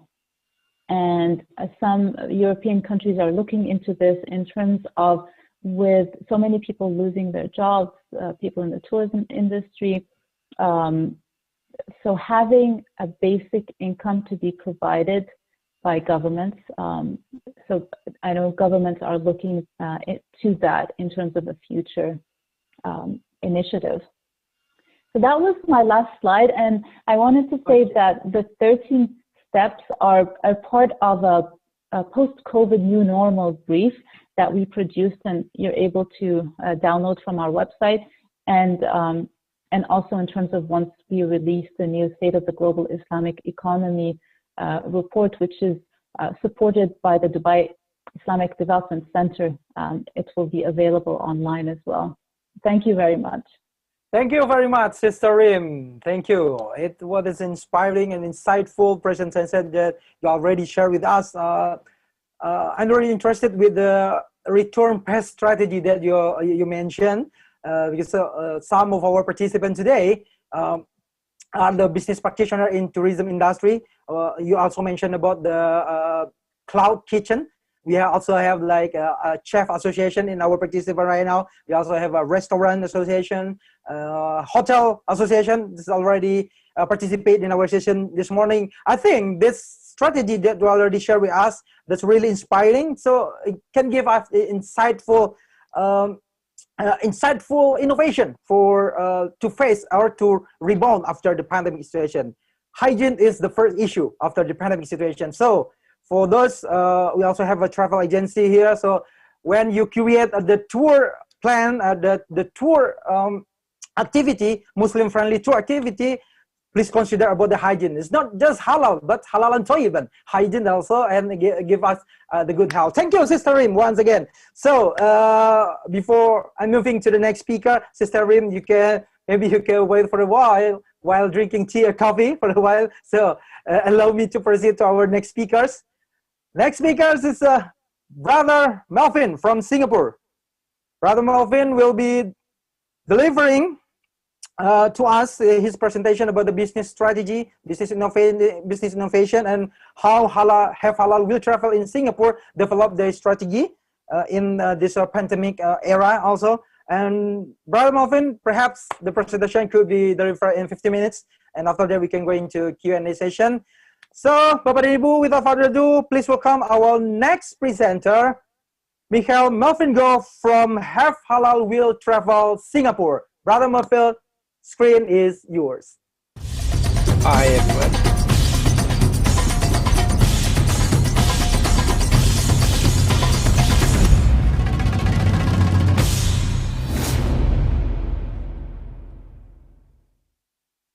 Assalamualaikum, everyone.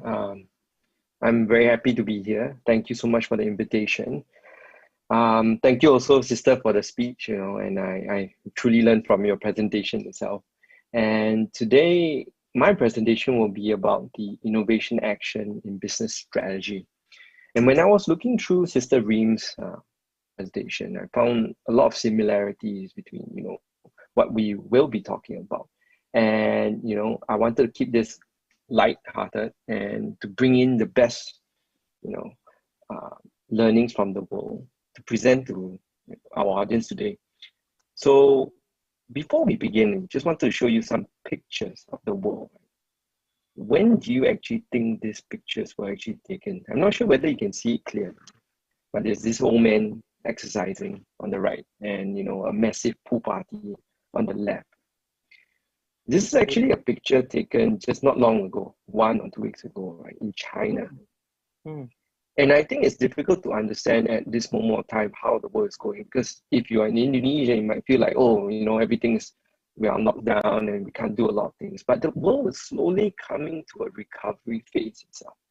And so, can I have the next slide, please? So the situation looks bad as a whole in the world, right? You see in the US itself, or even Europe, people are saying, governments are saying, let's, go into lockdown again. Of course, Spain is unhappy. The cases in the US are increasing. But if you look at Asia as a whole, we are actually recovering at a slow pace and different pace all around the world, like in Korea, Singapore, in China, we're recovering faster. But as in Asia itself, the economy and also the pace of recovery, number of COVID cases are actually falling as a whole itself. And therefore, we cannot only look at what is the situation now, we must prepare for the future. So my talk today will focus mainly about, some of the most innovative solutions that come out from the travel industry across Asia. And I think, hopefully we'll be able to, for the hotel association, for flights, for airlines industry, and for governments, we will be able to learn something from the best practices from the world. So again, I stress that, travel has not gone away. In fact, the demand for travel has increased by a lot, right? And this is an example that you can see from Singapore Airlines. And they had a trial phase where they allowed people to, get into the cabin and to have their delicious meals, right? And I think, if I'm not wrong, the meals are 500 Sing dollars, which is around 350 to 400 USD. That's a lot of money, right? But people just wanted to go in to sample the food, to experience the first class lounges, the service, and so on. And I think across the world, not just in Singapore, in Malaysia and Indonesia, you see, some resorts being booked. You can't ever get a reservation there because it's so beautiful and everyone wants to hit there, right? The travel demand has not declined. It's just right now that people can't, actually travel. So, what this means for travel in the travel industry itself is we have to hang in there. And there is a ray of light, maybe 1 or 2 years down, and we have to survive this phase together. Can I have the next slide, please? Okay, so it begs the question, right? As professionals in the travel industry, what can we do to prepare for the future? Next slide, please. So a bit about who we are first, right? So we have Halal Travel, and we have a total reach of about 9.4 million Muslim audience each month itself on our combined channels on social media, on our web, and so on. Can I have the next slide, please? And what we do is we are the publication and publishing platform that creates very unique content for Muslim travelers, right? And we focus on the immersive aspects of travel. So we talk about, like the 10 Balis in Indonesia, and encouraging people to go to Iceland, different parts of Japan and so on, to really, enable Muslims to travel like any other traveler, right? While not compromising on their faith. So that is our expertise. Can I have the next slide, please? And these are actually the brands that we work with. We have contracts with governments, to different airlines, and even down to lifestyle brands like Sony, Uniqlo, Visa International, and so on. Can I have the next slide, please? Okay, and this is roughly what we do, right? We do branded content, direct advertising, consultancy services. Next slide, please. Okay, so the interesting thing is about this pandemic is that, just like one of the speakers mentioned just now, it's a terrible time for the travel industry, but at the same time, it has created a lot of opportunities for us. But in order to capitalize on these opportunities, I always believe that you should see it from a systems point of view. There's a whole system that goes on, and your choice to make certain business decision is based on your exposure to the world and your understanding of how many move sets you actually have, right? Or combination of move sets you actually have to define a right strategy for your business. But without understanding what's happening in the world or where we're heading to, it's actually very difficult. So one of the first things I want to start with is a macro view of the world. And this part echoes what Rim has been saying, right? So there has been a very slow but sure transition of power from the west to the east. If you're seeing what drawing back to what I was mentioning just now, Europe and US are really in the midst of a very bad recession, and COVID is quite bad for them over there. While in Asia, it's actually slowly recovering, especially you've seen the picture in China, right? People are having fun, different parts of Asia are starting to sign green lane agreements for travel. And I think this is a ray of hope for Asians. Next, please. And what it really means, right, for next 2 to 3 years, or even possibly 5 years, is actually it's time for Asia to rise. And with this, you can see several shifts in the mindset of travelers and the way businesses will actually behave. Can I have the next slide, please? So, next slide, please, sir. Okay, so as a result of this, I'm looking from a macro point of view. In the next 5 years, I think there will be a lot of intra-Asia travel. So we will see a lot of travel to China and China to the rest of Asia, and less towards Europe. And a lot of consumer behavior will be shaped because of that, from the products we use to the startups, like delivery platforms to travel platforms that we actually use, will be more Asian-centric. So this is one of the things that businesses have to prepare for in terms of a 5-year view, right? We have to prepare for the time where, there will be, expected higher frequency of travel, but shorter number of days. That's what we are predicting. And, intra-Asia travel. And that is something that I think all businesses should prepare for. Yeah, next slide, please. So this is what I was mentioning just now, right? And there are many newspaper articles that are actually covering this phenomenon, because right now COVID has created a lot of time, and right now nobody can go to the West. So in the next few years, this was the time for really Asia to shine. Can I have the next slide, please? Okay, so there are some other predictions that echoes what Rim actually presented, right? The idea of the need for privacy and safety, smaller groups traveling, preference for outdoor travel, which we see, in Malaysia itself. We work with a couple of hotels, and they've always been booked on the weekends, right? Because they are seaside resorts, or they feature, nature parks, and that has been their major selling points. So if you own a hotel property or even a service, right, that is about nature, it's about, vast expanse of land and being able to social distance, right? And that's some of the highlights and some of the things that you need to communicate to your audience. So the other thing is really domestic travel, like what we mentioned, right? There is an increase in domestic travel. And in Malaysia itself, we've seen, interstate travel. Of course, right now they're on CMCO, but before that, there was a lot of travel to Penang, to Ipoh. And in Singapore itself, although it's quite funny to talk about domestic travel, we've seen an increase in the visitorship to a lot of the different attractions and hotels, and even small tours in Singapore. Okay. And the next thing is about transportation. People are looking for ways to travel safely. So ironically, there's an increase in road travel, right? Where they own their own vehicles and they're moving into different places on their own. And that the consumers really deem it to be a safer way to travel as compared to public transport at this moment of time.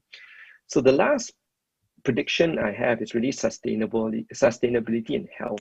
I think COVID is a quick, it's reset the world and how we understand our world and interpret our world. And, apart from health, it's about protecting the world itself, right? So there's a lot of increase in green tourism, especially in areas where we are blessed by natural beauty, like coral reefs and so on. I think there's a heightened sense of responsibility for this in the new post-pandemic world. Okay, can I have the next slide, please? Okay.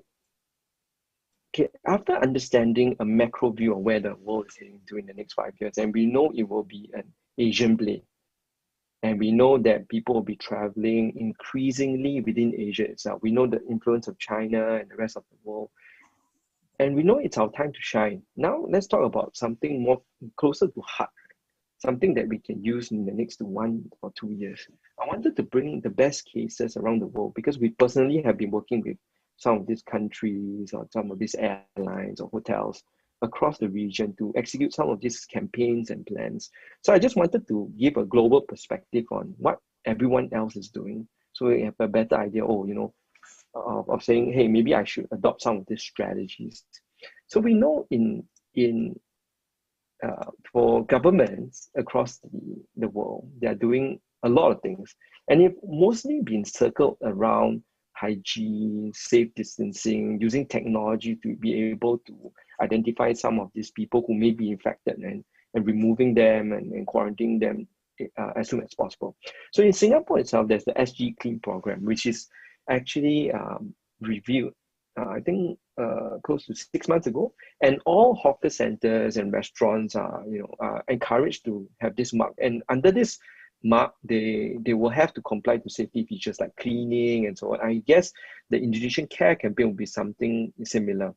In Malaysia, you see the Cuti Cuti Malaysia program where people are given e-vouchers from the government to spend. Similarly, in Singapore, we're getting tourism credits also worth around 80 USD in December to actually spend on hotels, hotels, tours, and so on, to start to revive the economy. In Thailand, so there's special tourist visa to allow more people to enter Thailand. Okay, next slide, please. Oh, all right. So I wanted to highlight some of the diversification strategies from brands, right? You typically think of airlines as airlines. Their main job would be to bring people from point A from point B, and I guess a cruise would be also the same, right? But we've seen increasingly them pivoting, like what we mentioned, to different business models since they cannot fly or cannot move people from one place to another.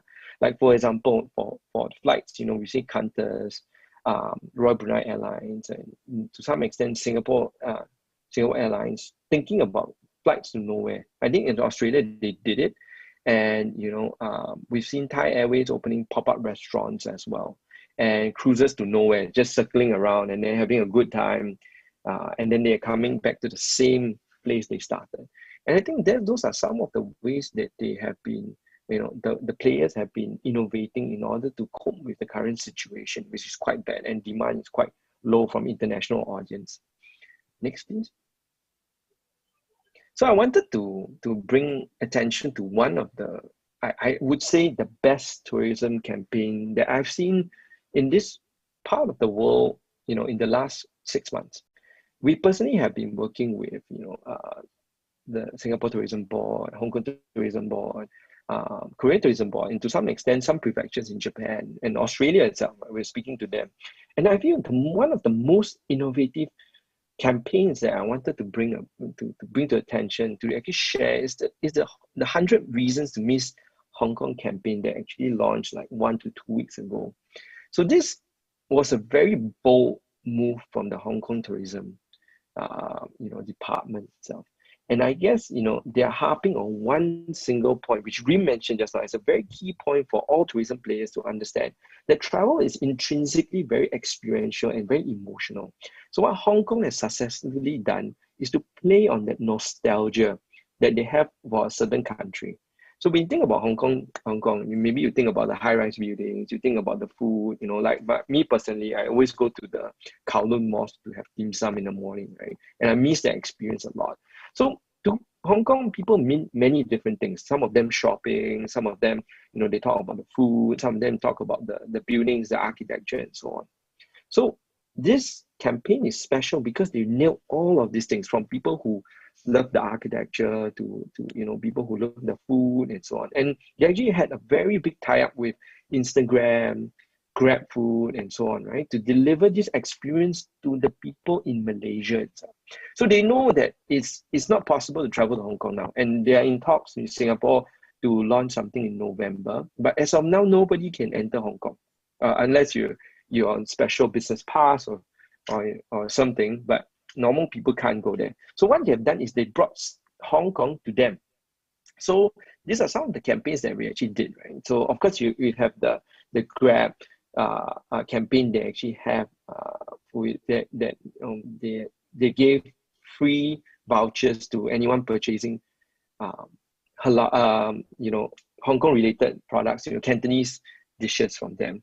But this is one of the campaigns that we personally did with Hong Kong, right? So when you think about Hong Kong, you think about their most popular dishes are the pineapple bun, or maybe the macaroni soup and so on. So one of the challenges they had in Malaysia itself is to bring out that nostalgia without offending anyone, because Malaysia is a Muslim majority country, and some of these dishes actually have pork in it. So what we've done is to convert most of these dishes, right, macaroni soup, we have Hong Kong milk tea, into halal versions of it, and to expose and get everybody activated to build on this nostalgia by them sharing their recipes. So this is what we've done with the Hong Kong tourism.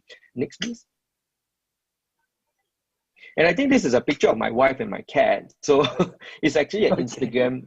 Yeah, my cat. So it's actually a special filter that you can find on Instagram. So they had a very good tie-up with Ogilvy and also the Instagram to deliver Instagram filters that people can play around with. This is just one of them. There are, I think, 3 or 4 of them. They are quite funny. And if you share, you can win certain prizes, right? So they really went all out to capitalize on this nostalgia aspect of travel itself. So my my main takeaway point here is that all brands in travel, right?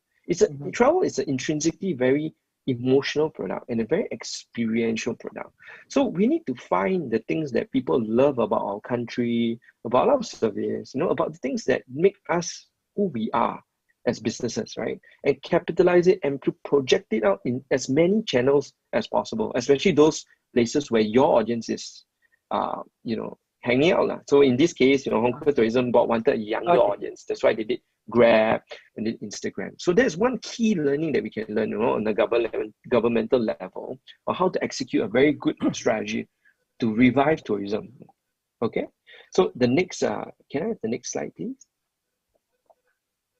All right, so another special case I want to give, right, and this is the last case, is AirAsia. AirAsia itself is a very unique, it is a very unique situation because they are, an airline, right? But they also own several other things within the digital ecosystem, like their Big Pay, loyalty, rewards, and so on. So AirAsia has been hit pretty badly in the next, because of COVID, and I think they're trying to seek a loan and so on. But the interesting thing is that the rest of their digital businesses, right, like Big Pay and Santan and the other things, Teleport, are actually doing well and they're actually profitable.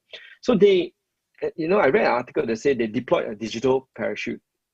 And the interesting case is, can I have the next slide, please? The interesting thing to note about this is that they have actually capitalized on their 75 million users and 40 million downloads, right? To pull all these services together into a super app itself. Because they understand the value of the company. They're not just an airlines company. Through their airlines, of course, they build their base, they build their audience. But what is most valuable to them is the users and their data. With the users and data, they are able to deploy, in many, many different areas, right? From my friend, I have a friend, Ikhlas, working in AirAsia. So he started this brand under AirAsia called Ikhlas also. They do Umrah, Akika, and so on, other services under the AirAsia brand, right? And there are many, many of these services sharing the same pool of users through the loyalty system, right? The Big Pay loyalty system. So the case in point here I wanted to make is that reevaluate your business model itself. A lot of people like to think that you're in the business of travel. Oh yeah, I need to move people from one place to another, or my business is about hotels and so on. But the key thing here, and I think the most important thing, is that you must remember that the database that you own, the customer profiles and everything, if you've done a good job, they should be here. Right? And you can redeploy them. Okay, Brother Melvin, that's an interesting presentation. That maybe later I'll be following up. That's your statement about west to east. This one is interesting. How this phenomenon maybe will be changing. That you're forecasting that the future trend of tourism, the west tourists will come to east, and we will be discussing this topic later in the Q&A session. Thank you, Brother Melvin. Thank you. Thank you for the insightful presentation. So, Bapak Ibu, ladies and gentlemen, we are moving to the next speaker. So that's getting more and more interesting, our topic this morning. So for those, if you want to ask a question, you can write it down in the chat box, and later I will repeat it out to our speakers. Our next speakers, Bapak dan Ibu, ladies and gentlemen, Brother Ufuk from halalbooking.com in the UK. That's presenting to us in the, maybe right now it's 4 a.m. in the morning, from directly live from UK. So Brother Ufuk will be sharing with us about how do we develop the business strategy, and how do we increase, maybe later, our strategic innovation, our strategic approach to develop our business in the pandemic situation and after the new normal later in the tourism industry. So without further ado, please welcome Brother Ufuk. The screen is yours.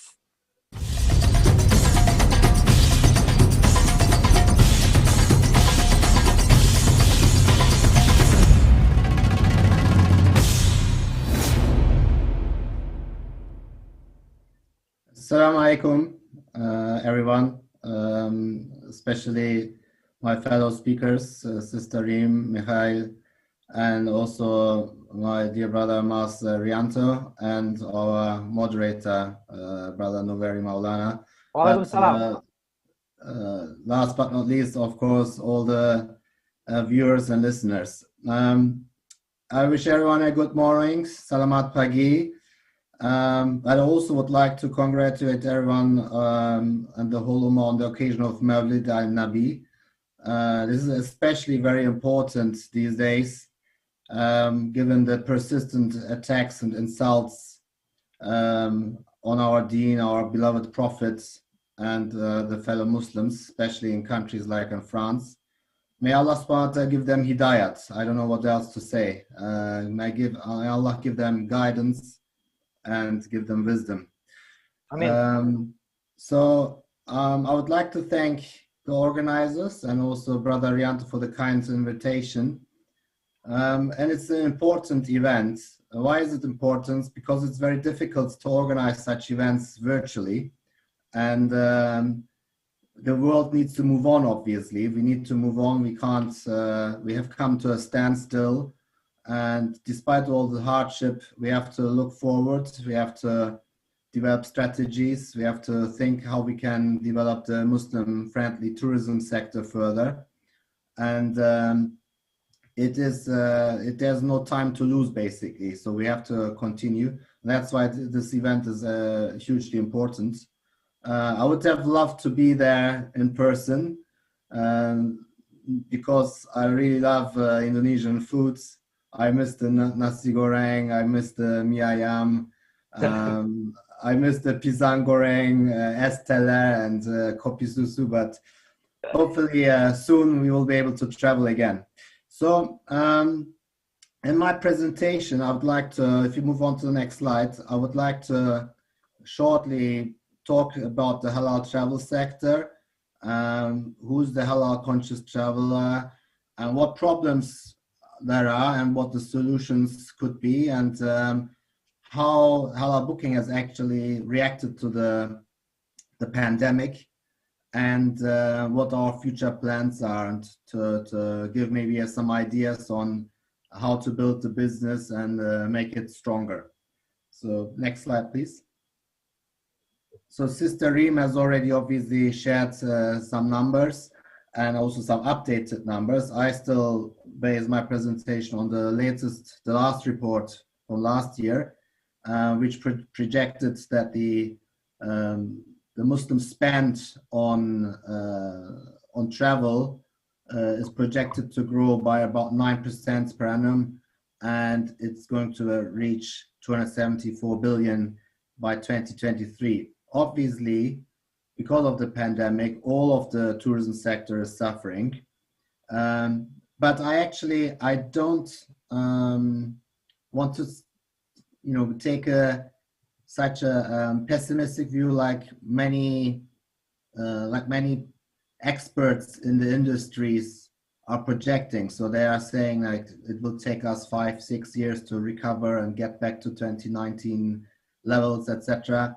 It depends on what sector in the travel sector you're obviously talking about. If it's about business travel, it's about events travel, okay, maybe it will take a little bit more time. But I actually, based on what we experienced this summer in terms of our own sales, I actually think the recovery will be much faster. So next slide, please. Briefly, halal conscious traveler is obviously lots of lifestyle aspects which are important for a Muslim traveler or a halal conscious traveler. Obviously, it starts from the food and the drinks, but what we experience is more important for customers is actually the leisure facilities. And the more dedicated areas are offered in a hotel, in a property, the more popular it is amongst our customers, and especially if it's about women-only beaches, women-only outdoor pools, indoor pools. Those are actually attracting the attention of customers and make them book a property and go and make a holiday there. Next slide, please. very briefly, and who's actually active in this market as OTAs, as online travel agents. Obviously, there are thousands of or hundreds of thousands of classical travel agencies in the world, and some of them are very specialized in terms of the Muslim travel sector.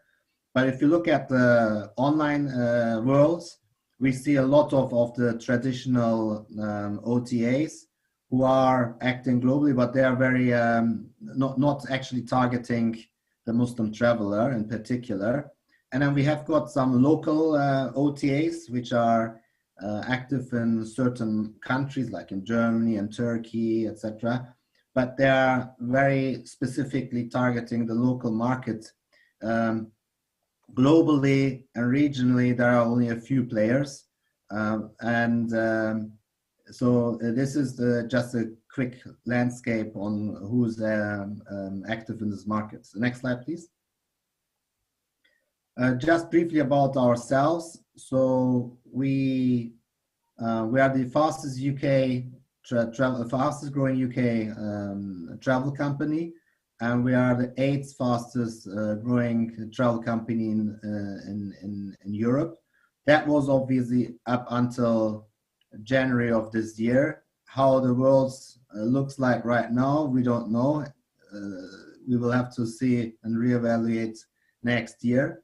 But we've got more than 2,000 travel agency partners in the world. We've got about 300,000 customers worldwide. And up until January, February this year, we were doubling our growth each year.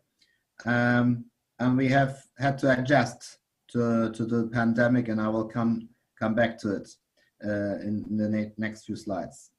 Next slide, please. So what is the problem? So halal travelers, they are struggling to search hotels by complex halal needs.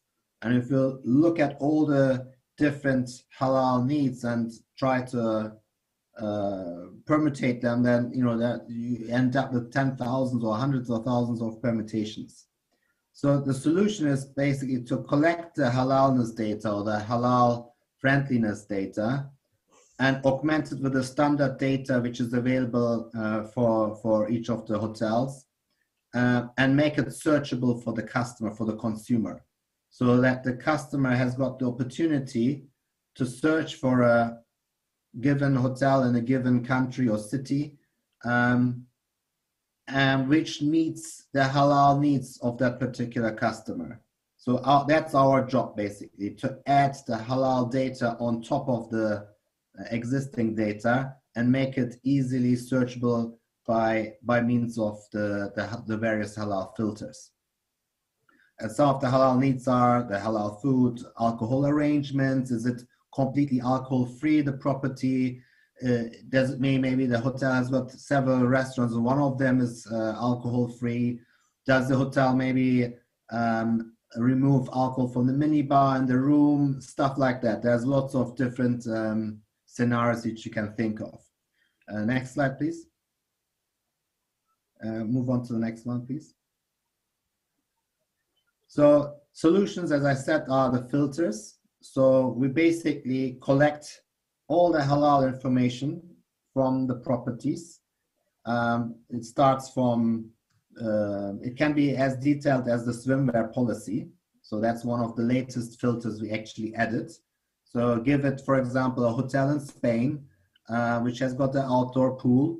We want to know if, for example, burkinis are allowed in that particular pool. So a Muslimah who wants to swim there in that hotel, in the outdoor pool, she wants to know, can I use that particular pool with a burkini or not? Or is the hotel maybe allowing burkinis, but it's not allowing standard swimwear or bikinis? So we need to have all that information so the customer can make an informed decision, informed choice when making the booking. Maybe the customer is not so bothered about other guests, what they wear. It's just worried about herself. I want to wear my burkini. I want to know if I'm allowed to wear a burkini. I don't care what other people are doing. Maybe the customer is extremely bothered and wants to know if bikinis are allowed or not. And that's what we offer. We've got the filters, the data, where the customer can basically say, I just want to go to a hotel in a particular country which solely allows modest swimwear. That's the opportunity for us to come in with the information and basically offer customers the choice which meets their needs. Next slide, please. So on the hotel pages, we basically built them with the halal conscious traveler in mind. So we show the various features which with the halal features and on top of the existing information. The customer makes the booking, and we basically remind the property about the halal services which the customer would request. So be it, for example, removing alcohol from the minibar, making maybe an advanced request to provide halal breakfast and stuff like that. So it's basically enhancing the halal friendliness of the stay for the customer. Because it could be a hotel for example, in New York, which is not catering really for halal conscious travelers, but by warning the property in advance, saying this is a customer who's coming and can you please remove the alcohol from the minibar, etc. That small changes make a huge difference for our customers. And then obviously the customer reviews by halal travelers for future halal travelers, by like-minded people. That's hugely important for the future bookings for that particular property, because customers are paying a lot of attention to what other customers have written about that property. Yes, there are lots of other independent hotel reviewing scores, etc., but they are not particularly by halal conscious travelers or by Muslim travelers. So reviews on our website are basically a huge difference to other existing review scores. Okay, next slide, please. These are just some shots of our website. I'm not sure if you can see it, but for example, we've got the halal travel ideas section. So it could vary from a beach hotel, from a city hotel to villas with secluded pools. This year in particular, they were hugely in demand, obviously because of the social distancing and the hygiene factor and the fear to contract the virus. So a lot of customers were actually asking for villas with secluded pools. And on properties on our website, when we say secluded, we mean basically 100% privacy guaranteed in the pool area, in the garden area of the villa. So there's no chance that someone can overview the pool area, and it provides 100% privacy for the guests. Other themes are, for example, ski holidays. So we are getting more and more properties added to our website, which are alcohol-free ski resorts. And if you know, in the Western culture, alcohol plays a big role in ski holidays. They call it après-ski. After the ski exercise, a lot of people gather together in the bar of the hotel and drink alcohol. We actually find more and more hotels now which are completely alcohol-free, and that's obviously more and more interesting for our customers. Next slide, please. There are some other technologies which we have developed, but conscious of time, I'll skip this slide. Can we go to the next one, please? We already talked about some of these aspects. So beach resorts are hugely popular, and the best halal friendliness, in terms of halal friendliness, the best beach resorts you can find globally are in Turkey right now. So we have got huge demand for these properties in Turkey, and I think there's a huge opportunity for Indonesia. Indonesia has actually much better beaches and islands. I mean, it's got tons of islands, 14,000 islands. So there's huge opportunity for Indonesian resorts to distinguish themselves from the mass tourism by developing a product which is more suited for Muslim travelers and market them globally. And there will be, once the pandemic is over, there will be huge demand also from Western markets, but also from local markets for halal friendly resorts. Obviously, city hotels are also important. I already talked about the villas. And wellness hotels are also important, especially in countries where you've got 4 seasons, where it gets darker early and where it gets cold during the winter period, where that's the opportunity for hotels to attract more Muslim guests by offering segregated pools, spa facilities for men only, women only. That's an opportunity. And also the entertainment factor is important for many of these resorts. The entertainment factor for families, so for Muslim families, suited for children, that's an aspect which gets forgotten a lot. A lot of families are concerned about the children, what they're exposed to, what type of behavior by other guests, the music, etc. And very good halal-friendly hotels take care of those aspects as well. Next slide, please. And these are just a few pictures to show how hotels are basically providing women-only pools or beach areas, which are providing 100% privacy. Next slide, please. A bit about our history. As you could see, we were doubling our sales every year up until 2019. So we had, last year, we achieved about $33 million of revenue. And then obviously the pandemic hit. Next slide, please.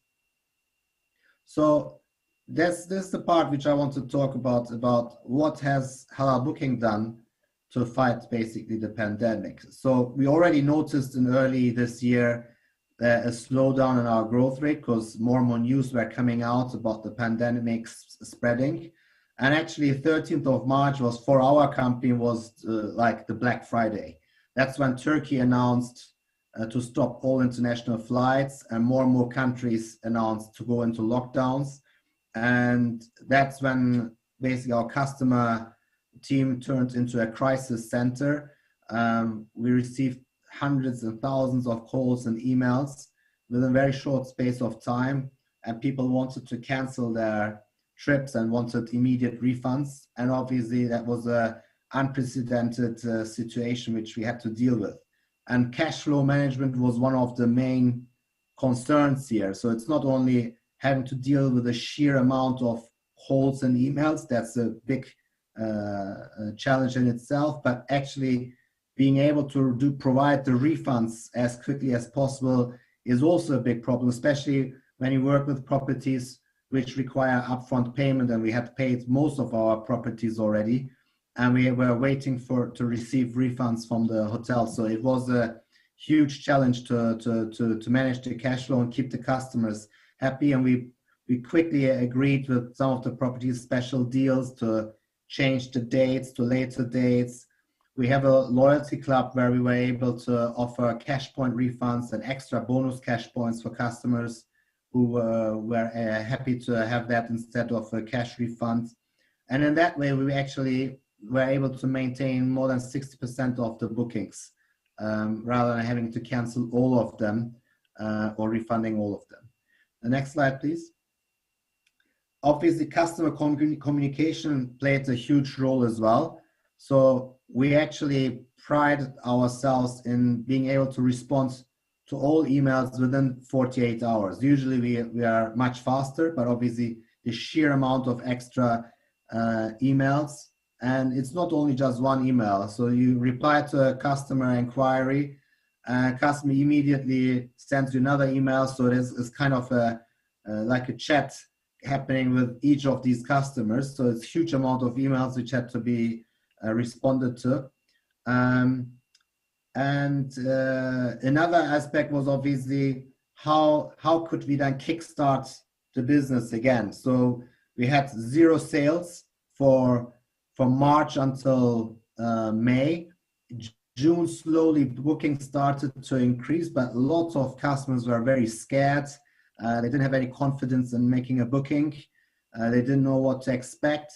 And for example, Turkey and other countries had announced the Safe Tourism certificates, which basically included more than 100 new COVID measures for hotels and other touristic companies to comply with. So I actually jumped on the plane and went to Antalya and took my mobile phone and recorded lots of the measures. And then we turned it into some YouTube video, which was watched by thousands of customers. And it actually gave them the confidence to book. And we saw that it had a huge impact. Customers were regaining confidence. Customers actually want to go on holiday. And we had lots of people also who were not so fast about the COVID, contracting COVID. They wanted to have a holiday, but they were prevented by mass cancellations of flights, by introduction of PCR tests on arrivals, on returns, quarantine measures by countries. And despite all of these hurdles and measures, we were able to actually achieve July to October excellent sales. We had the same sales like last year, which gives us confidence that inshallah next year, provided that we will get out of the pandemic in springtime, April, May, that we will have even better summer sales next year, inshallah.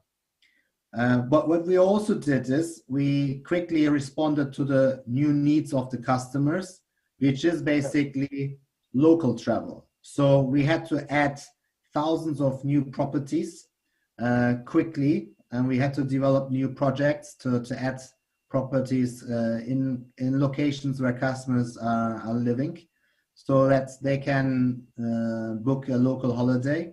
We also implemented things like pay later. So book now, don't pay now.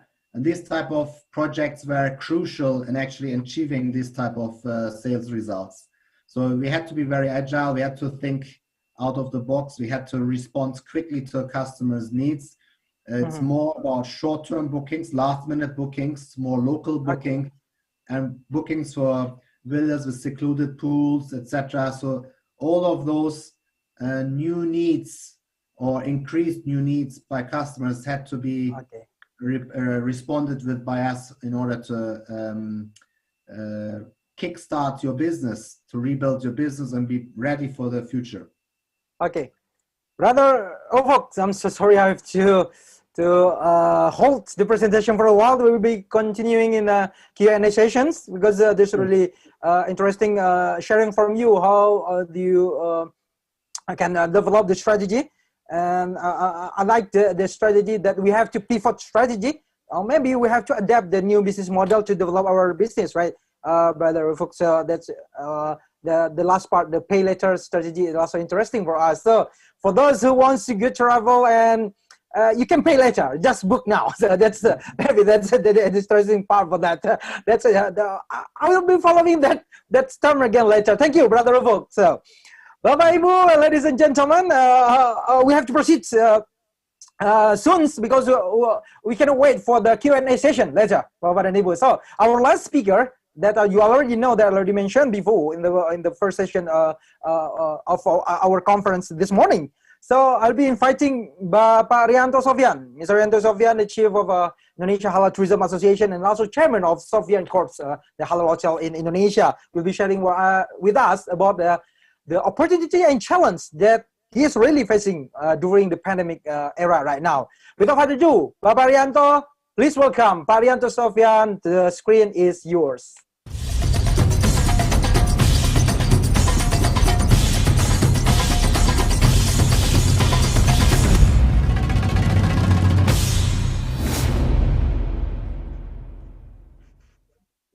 Assalamualaikum warahmatullahi wabarakatuh. Thank you very much, Ms.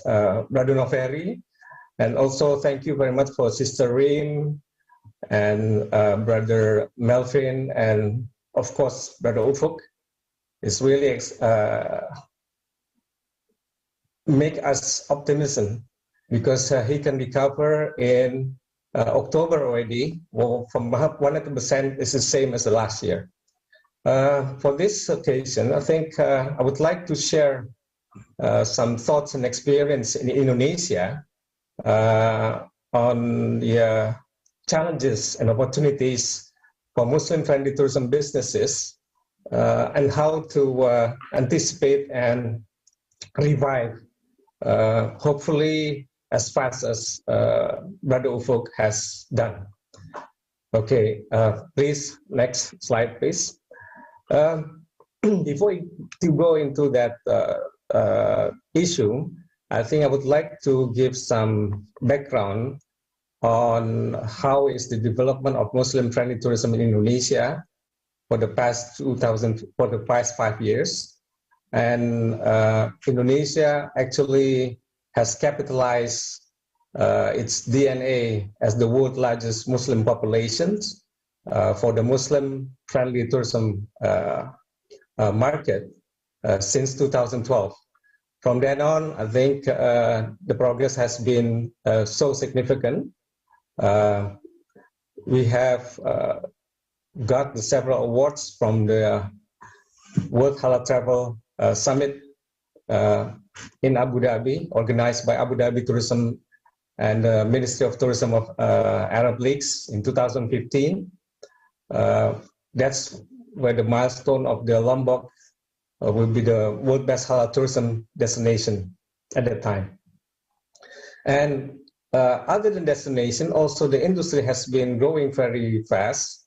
According to Traveloka, one of the unicorn of all online travel agent from Indonesia, the data has been shown that the growth of halal hotels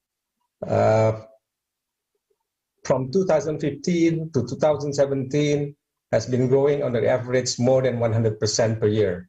And Indonesia as destination, as Muslim-friendly destination, has also been improved from, according to the Global Muslim Travel Index, organized by the Crescent Rating and MasterCard, from rank 6 in 2016 to rank 1 in 2019, which is last year. Next, please. The incoming Muslim tourists, international tourists coming to Indonesia also has been improving, has been growing to the rate about 12% per year on the average. And also the Muslim domestic tourists has been growing also about 3.3%. But the interesting part is the spending of them has been increasing for about 7.4% because of the also in line with the growth of middle-class income Muslim in Indonesia. Next slide, please. As we all experience all over the world,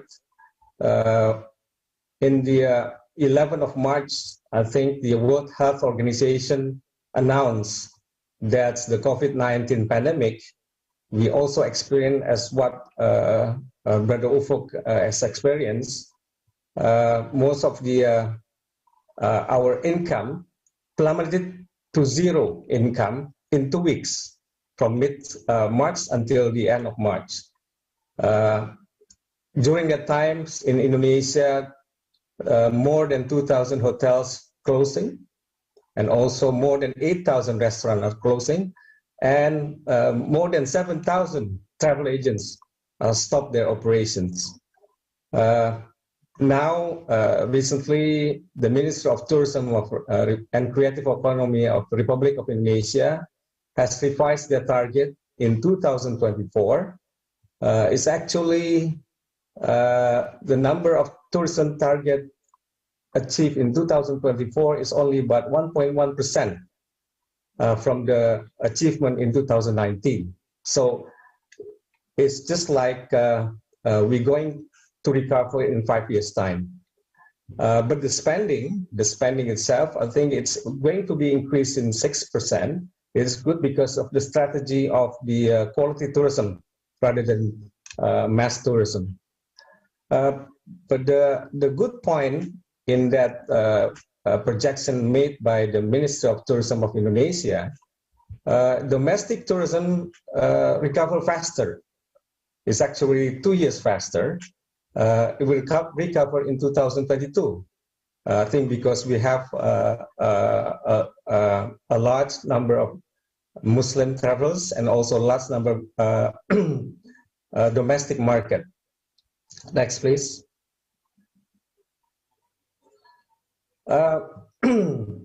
To anticipate this towards the Muslim-friendly tourism in new normal, I think we have to observe the opportunities and challenges on maintaining the sustainable Muslim-friendly tourism in Indonesia.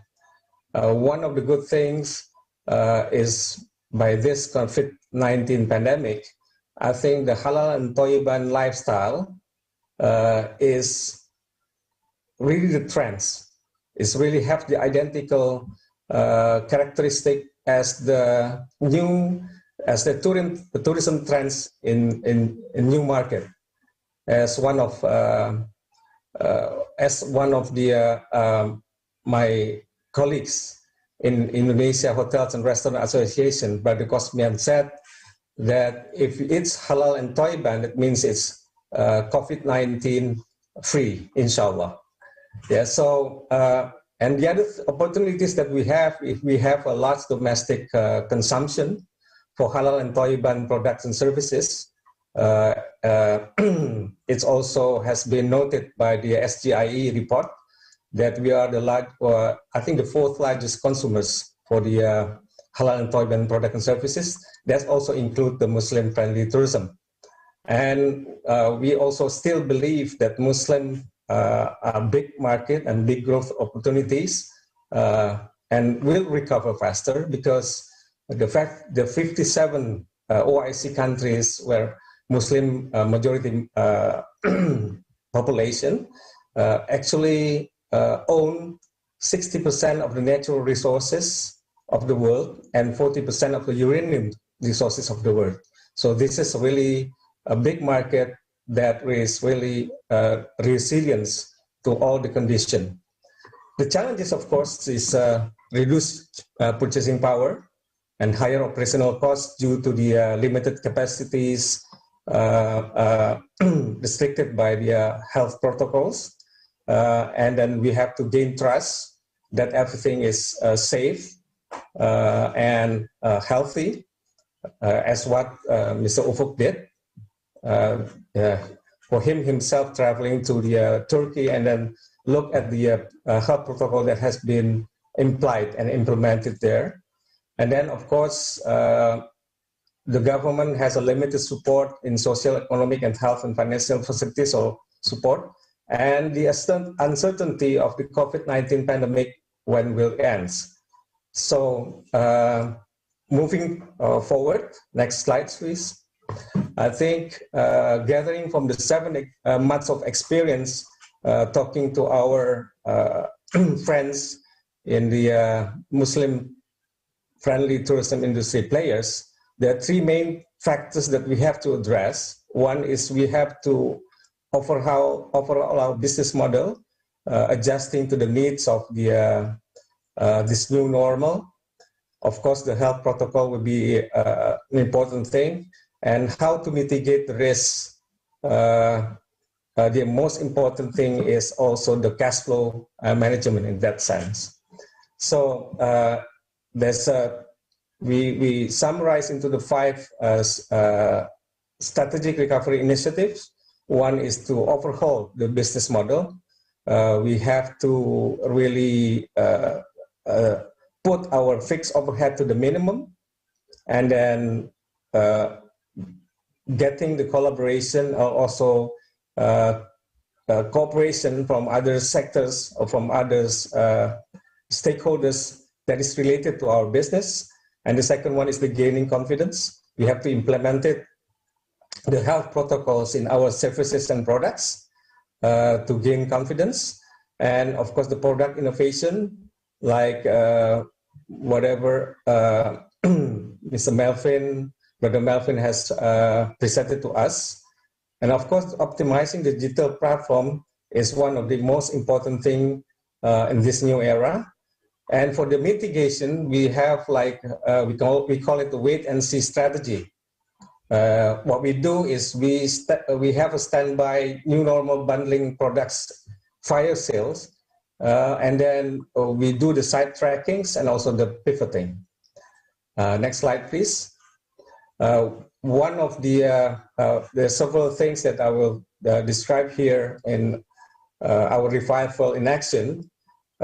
Some of them also has done the virtual tour to keep in touch with our customers, and then most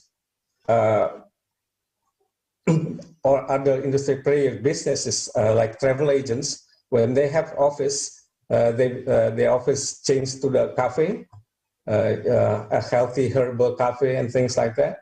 And some of them also in the hotels, they offer like products work from hotel as alternative from work from home. Yeah, and then the other thing is also we have the self-quarantines facilities for the hotels, which is actually a different kind of services, but we have to adjust to the needs of the customer right now. And of course, what the Sister Rim has already mentioned, online courses for professional certification is also one of the things that we have. It's opportunities for us to maintain our cash flow in this challenging times. Most of the travel agents also selling local delicacies and souvenirs, yeah, to their customers. This is just a reminder when they cannot visit yet, and they still can enjoy the local delicacies of Indonesia, and also doing the bundling and the tourism package with other sectors, with other retails, or maybe other related to the travel industry. Yeah, we have also some cooperation with the Lulu Halal Hypermart from Abu Dhabi, and so also most of them become selling the frozen food, groceries, and basic essential of herbs. This is one of the ways, and also one of the things that they're selling is the personal protective equipment for COVID-19, along with the tests and everything that is needed for the travelings. And what the government has done, I think, is good. The economic stimulus, although it's limited, we have direct health and social supports. And of course, they're doing the testing, tracing, and treatments. And also, they're subsidizing the CHSE, the health protocol, cleanliness, healthy, safety, and environment sustainability certification, subsidized by the government. This is to gain confidence of the traveler. And the support and setup for the digital platform, and support also for the bundling, subsidize the bundling travel packages. And the most important thing is to support the travel corridors to solve the problems of connectivities from other countries to Indonesia, and also to Indonesia to other countries. I think this is what I'm going to present for a while, and then we can continue on the Q&A session. Thank you very much for your attention. Wabillahi taufiq wa hidayah. Assalamualaikum warahmatullahi wabarakatuh. Waalaikumsalam warahmatullahi wabarakatuh. Thank you, Pak Rianto, for a really insightful presentation that you already shared with us. That's interesting how the Indonesian halal tourism industry moving forward after this pandemic situation. Bapak Ibu, ladies and gentlemen, we are proceed to the next session. Is a Q&A session. So please allow me once again. I'm going to invite all the speakers.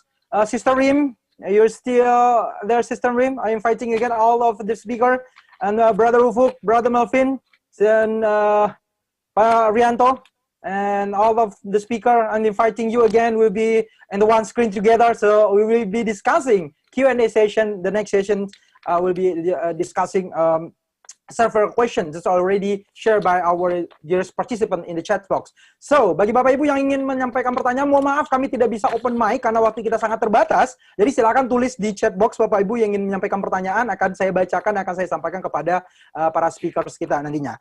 Nah, okay, Bapak dan Ibu, our dear speakers, I'm inviting you again so the operator can put it us together in the screen. So, welcome back, Sister Rim, Brother Melvin, Brother Fuk, and Pak Rianto. So this is the time for me to call Pak Rianto as Brother Rianto. Okay, okay, that's an interesting part. I think that's only the moment because when I see him in out of this agenda, I should call him Pak Rianto because one of my senior, Bapak Ibu, ladies and gentlemen. So the interesting question, the first question, the first topic that I will share to you, all of you, our dear speakers, is about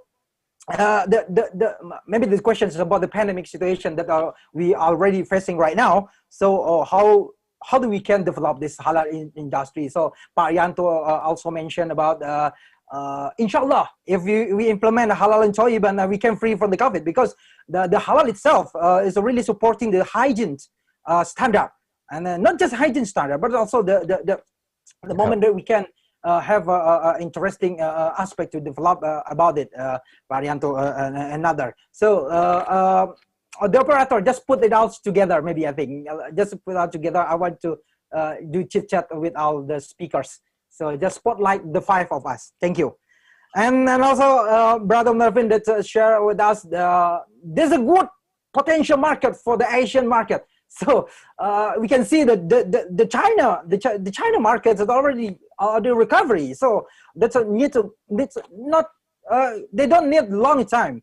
Brother Ufuk also proven that in October they can rebound. The halal booking, the halalbooking.com, it can have the positive performance. That's also based on the prediction that Dina Standard by Sister Rin also said to us. So the first question is, how do we develop this the halal tourism? That's some of our participant asking, like Rizky and Badri, Ade Aziz, Sri Dewi, Erina Puspita, asking about it, how this halal tourism itself could develop, and how we can educate our tourists, because you know that sometimes the standard of halal itself is different.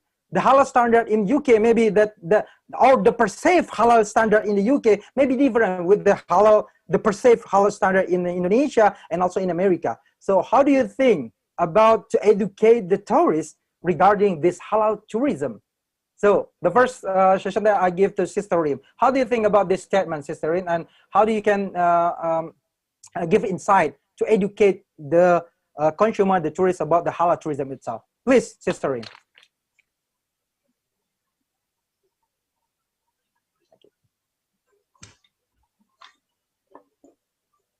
Okay, Coach Operator, unmute the Sister Rim.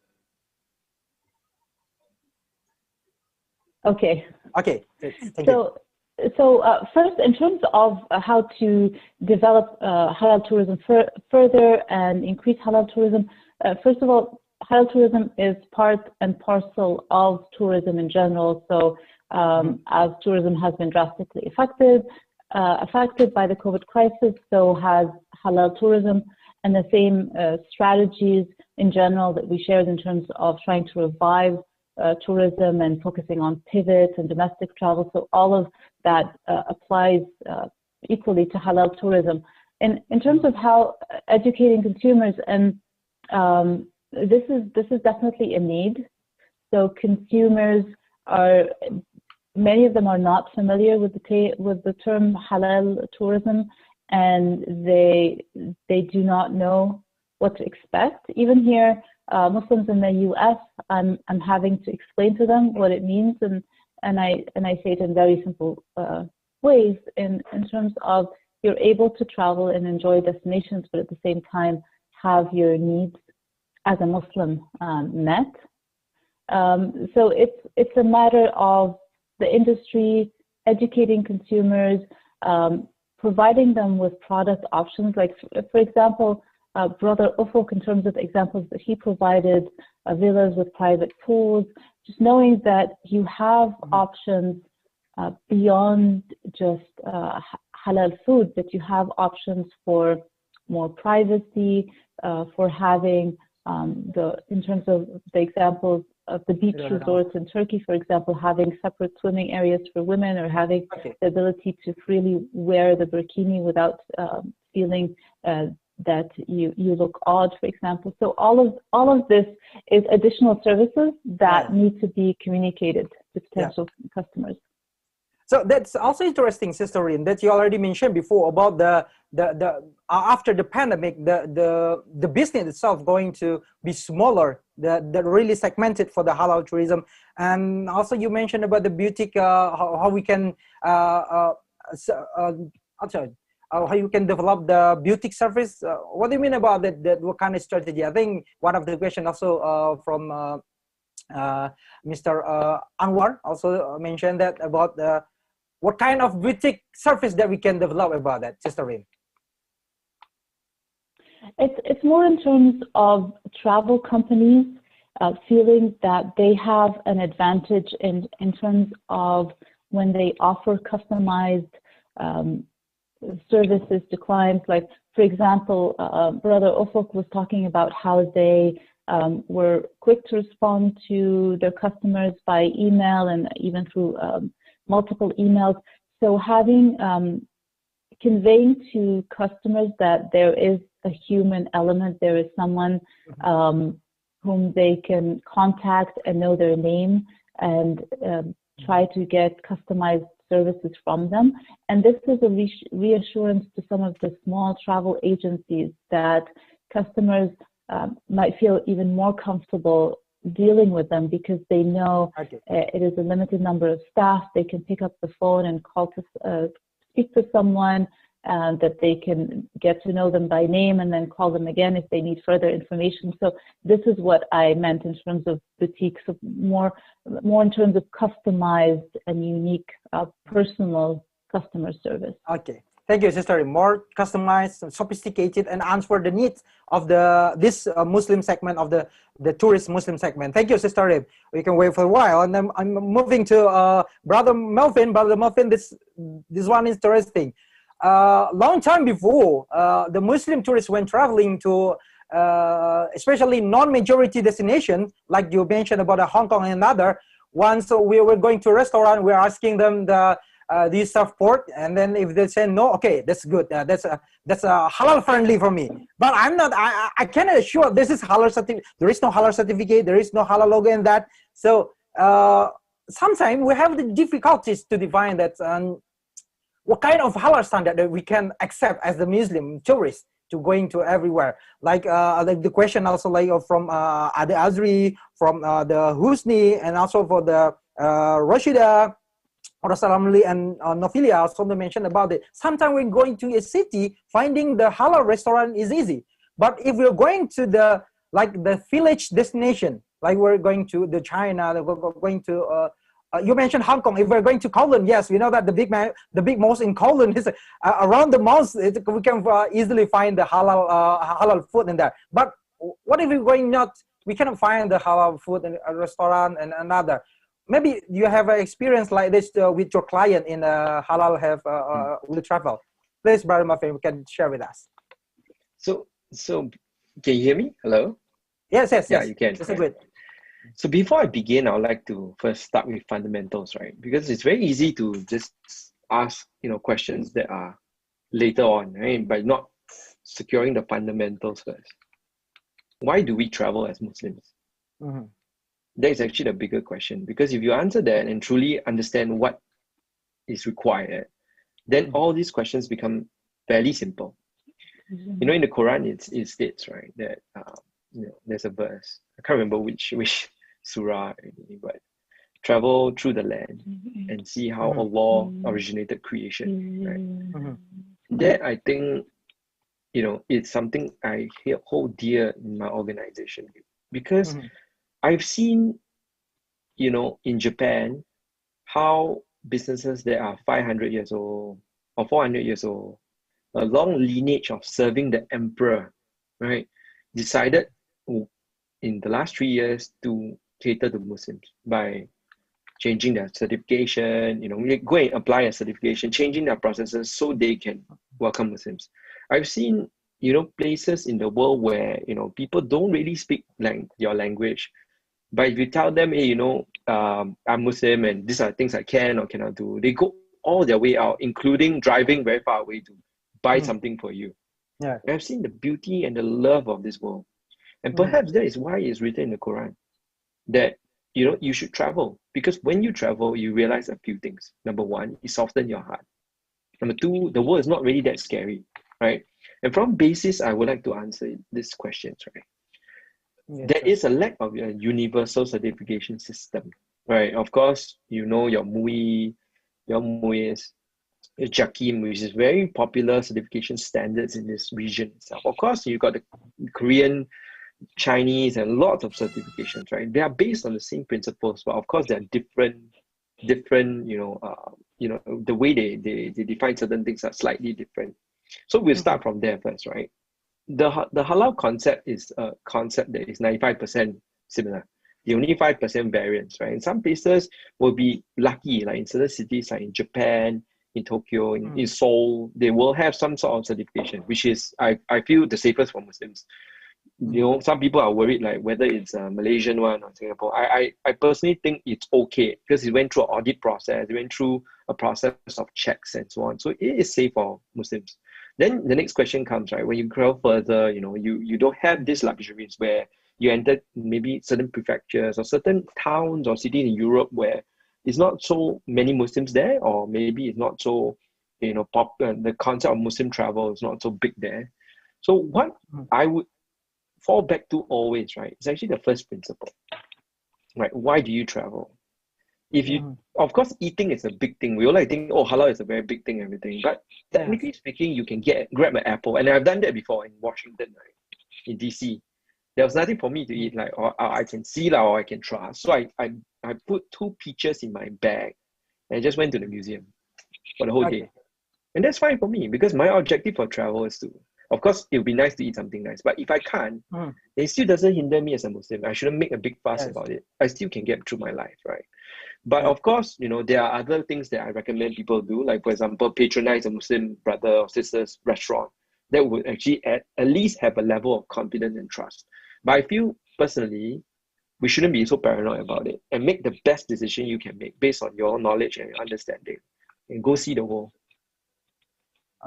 Okay, thank you, Brother Melvin. That's interesting. The motive that really also that's important for us. What is the motive we are going to travel? And after the pandemic, I think many of us we already get. I mean, if I'm not mistaken, saying that we are locked almost 7 months at home, working from home, cage, right? studying from home. Maybe that's the term I use is that so but the interesting part is you say that. West coming to ease, they have a good opportunity in Asia, but in other terms, we can say that Africa also a good recovery from the COVID-19. But we are as the Asia, we see the Asian market, they have a potential. But sometimes, how do you see that in terms of in the perspective of business? What do you think overcoming the West and another traveler, the backpacker style traveling, the backpacker style tourism, they don't spend much money on that. In terms of speaking about the business, how do you see that we are the travel agency in Asia? Maybe we can face with that. Should we target to the segment, or we can make the, like Sister Rim say, we build the sophisticated service to target the segmented Muslim? Because if we develop the segmented, we can develop the good price for our business. So could you explain the perspective of the business, Brother Melvin? Okay. So again, back to fundamentals, right? Why are people traveling backpacker style? There's a bigger question to ask, because if you set yourself against the wave, it's actually quite hard to swim, right? I moved back, to maybe 10 to 20 years back, right? Where people had Lonely Planet. Those were the early backpackers, right? They just want to read this book and just go somewhere and it's very interesting and so on. And they want to discover things.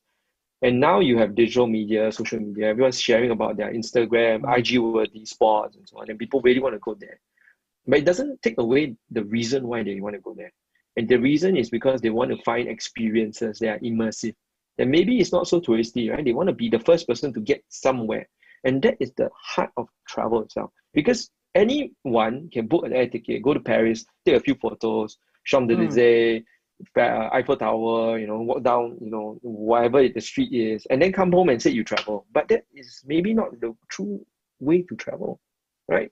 So what I see this question really is to understand why people are doing backpacking and what's the root of it, right? Is they want experiences. So if you ask me, the easiest way to answer this question for agencies and boutiques and so on is to ask your target audience, why do they travel and why are they not purchasing from you? Right? Because it's easier to think that way than say, oh, you know, like I'll create this and that, you know, and I'll try. You can't, because if, like what Reem said just now, and which is absolutely true, right? The rise of boutique travel agencies. Are you able to deliver an experience that other people can't? Right? Yes, it's just like Airbnb experiences. Some certain boutique agency that bring you to certain places. Or I've even seen in Singapore, there's a startup that what they do is that they ask you to pay for a vacation without you knowing where it is. So on the day itself, you get to the airport, they'll tell you, okay, what to pack, and then you rip the envelope, and then you know where you're going to. So these kind of concepts are important. Okay, thank you, Brother Melvin. Thank you. We have to pause for a while. And hold for the while. I need to move to Brother Ufuk. Brother Ufuk, that's interesting. Also, some question from YouTube, because we are currently live on YouTube. I already write some question from YouTube from our friends in the YouTube. Brother Ufuk, the first question is one interesting comment from our participant. Let me call it again the names. We'll get into it. One of the Arena Puspita that really mentioned, because sometimes there is a misconception, a misperception among the Muslim itself, especially from millennial. Halal tourism is about converting non-Muslim become Muslim in the tourist destination. Oh, that's a unique perception. But sometimes we can find it. This is the real situation among our people. That's based on her research among her students. So you already mentioned that you are the global market. How do you see that this perception among the global world and the tourism world, because our booking is really have a wide network connection from all over the world? Do you see this also the same perception in other countries? And how do you campaign this misperception to be a better understanding from us, the Muslim people? Please, Brother Ufuk. Yeah, this is actually a very good point which the person has raised. The understanding of halal-friendly tourism or travel varies from person to person, from region to region, from country to country. And even though we are here in the UK, we founded the company here, we still find lots of customers who have never heard about halal-friendly tourism. They have not even heard about the concept, and let alone have an informed opinion about what it actually could be. So there's a huge amount of work which still needs to be done by all of us collectively to educate the market, raise awareness about halal-friendly tourism. A lot of the times people actually mix halal-friendly tourism with religious trips, so Hajj and Umrah. So we always have to explain about Hajj and Umrah is actually different from leisure, halal-friendly, because most of the time when we talk about halal-friendly tourism, we talk more about the leisure aspects or the business trips, city breaks aspects, and less to the degree of Hajj and Umrah, because that's a pilgrimage, that's a very specific purpose trip which you are conducting. And people, as the person has raised, has very different understanding what it actually could be. So what we do is we attend these type of conferences. Obviously, we work with journalists. We organize press trips, take them to some of the places in Morocco or in Turkey, show them the hotels, bring them together with some of our partner travel agencies, bring them together with our partner hotel managers, so they can write a first-hand experience article, which then obviously is published in mass media. Sometimes we bring TV channels as well to these type of trips, fan trips. And and the effect is that we educate more people about what halal-friendly tourism is. And obviously we are entering partnerships with big companies like Turkish Airlines, Kuwait Turk Bank, Mastercard, Muslim Pro, the app, the prayer app, and actually advertise our services and the concept of halal-friendly tourism or Muslim-friendly tourism to those audiences, so people have some sort of knowledge about what it could be.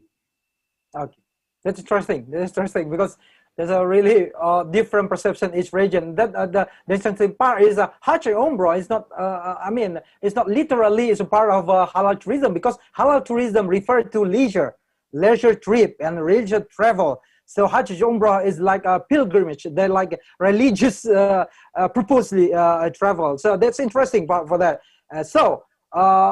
Relate to what Brother Melvin already mentioned, because for those, our dear fellow travel agency, hotel management and others, when you know the behavior of the Muslim traveler, you can provide the service to them, and you can, you can implement your business approach after that, knowing first, and after that, you can give the business approach for that. One more question, Brother Rufo. That's interesting. We can see that from business perspective. You already mentioned about the pay later. Some of our fellow friends are already asking about that. How do we can connect the collaboration from like Shari Sharifah from the Halal Center from Philippines, and also asking that I'm interested with that halal booking program like that. Maybe you can give like information about that. Some of our travel agency from Indonesia also asking the question about it. How we can connect with the halalbooking.com, especially with the pay later travel program that you already mentioned before. Please. So pay later concept is not a new concept really, and there's maybe a varying degree of what it is. So some of the hotels, they actually just ask for your credit card details so that you can make the booking, and you only pay at the check-in at the hotel. Some hotels, on the contrary, they require advance payment. So at the time of the booking, they want the full amount to be paid in order to confirm the booking. So for those hotels, we convince them that, look, forget about that. If you insist on this type of payment terms, in the near future, we'll not get any bookings. Customers are, in this pandemic times, not willing to make any payments for a hotel in 5 months, 6 months time, because they don't know if they will be able to travel or not. So for those, we basically said, let's introduce the pay nothing concept, just to create the booking. And then near the time of the actual trip, you will then be asked to make the payment. If you don't make the payments, the booking will be cancelled automatically. Or you just make a small payment of 10% or 5% deposit, which is refundable. Again, if you don't pay the remaining amount, then you will be refunded the amount which you paid. So that's the concept. But there are also other things. For example, a lot of customers are not able to make the full payment because of financial pressures, etc. And there is actually more demand for installment payment plans. So you make the booking now and you pay in installments later. But lots of the existing installment payment plans offered by banks and payment gateways, they are linked to interest. So they are, for our customers, not really an option. So Muslim banks, Sharia compliant banks, basically would play a role here to offer this type of services, so customers can make high amount purchases on an installment payment plan, which is Sharia compliant.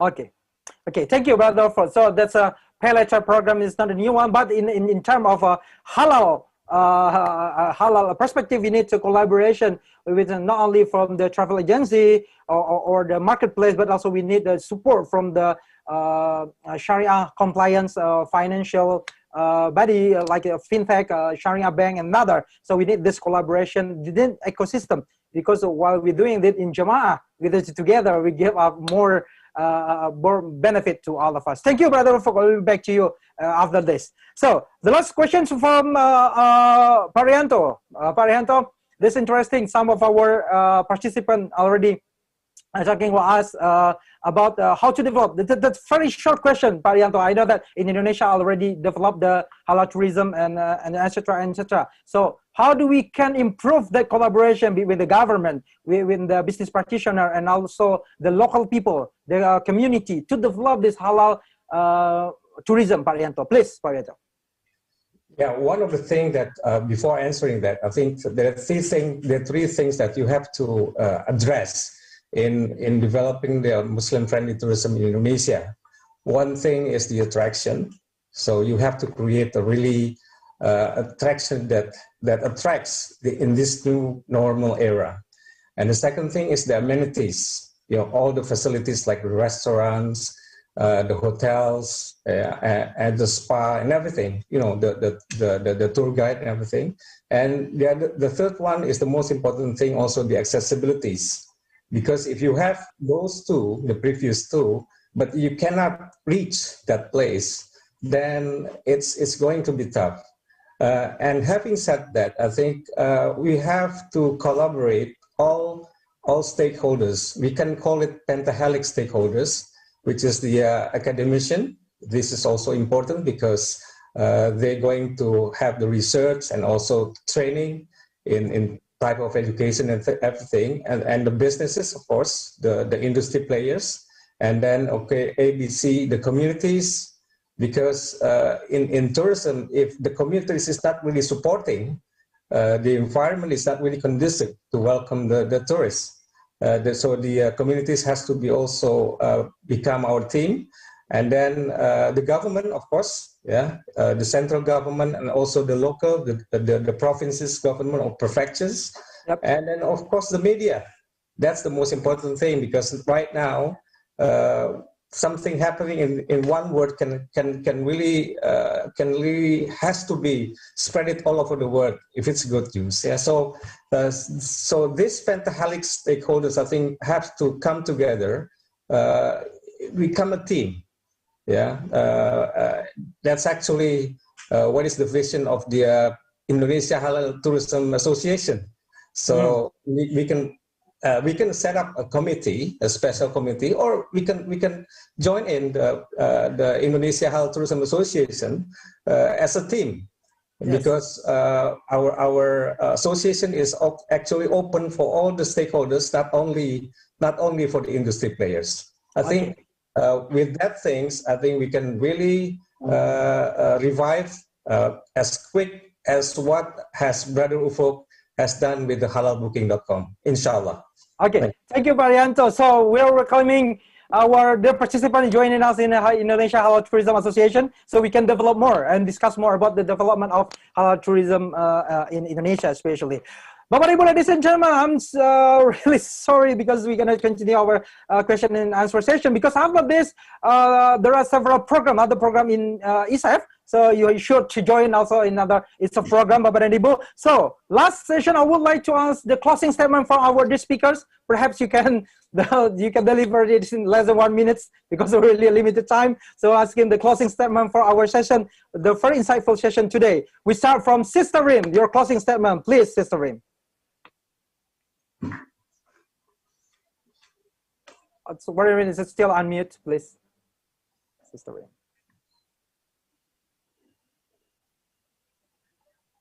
Okay, Sister Rim.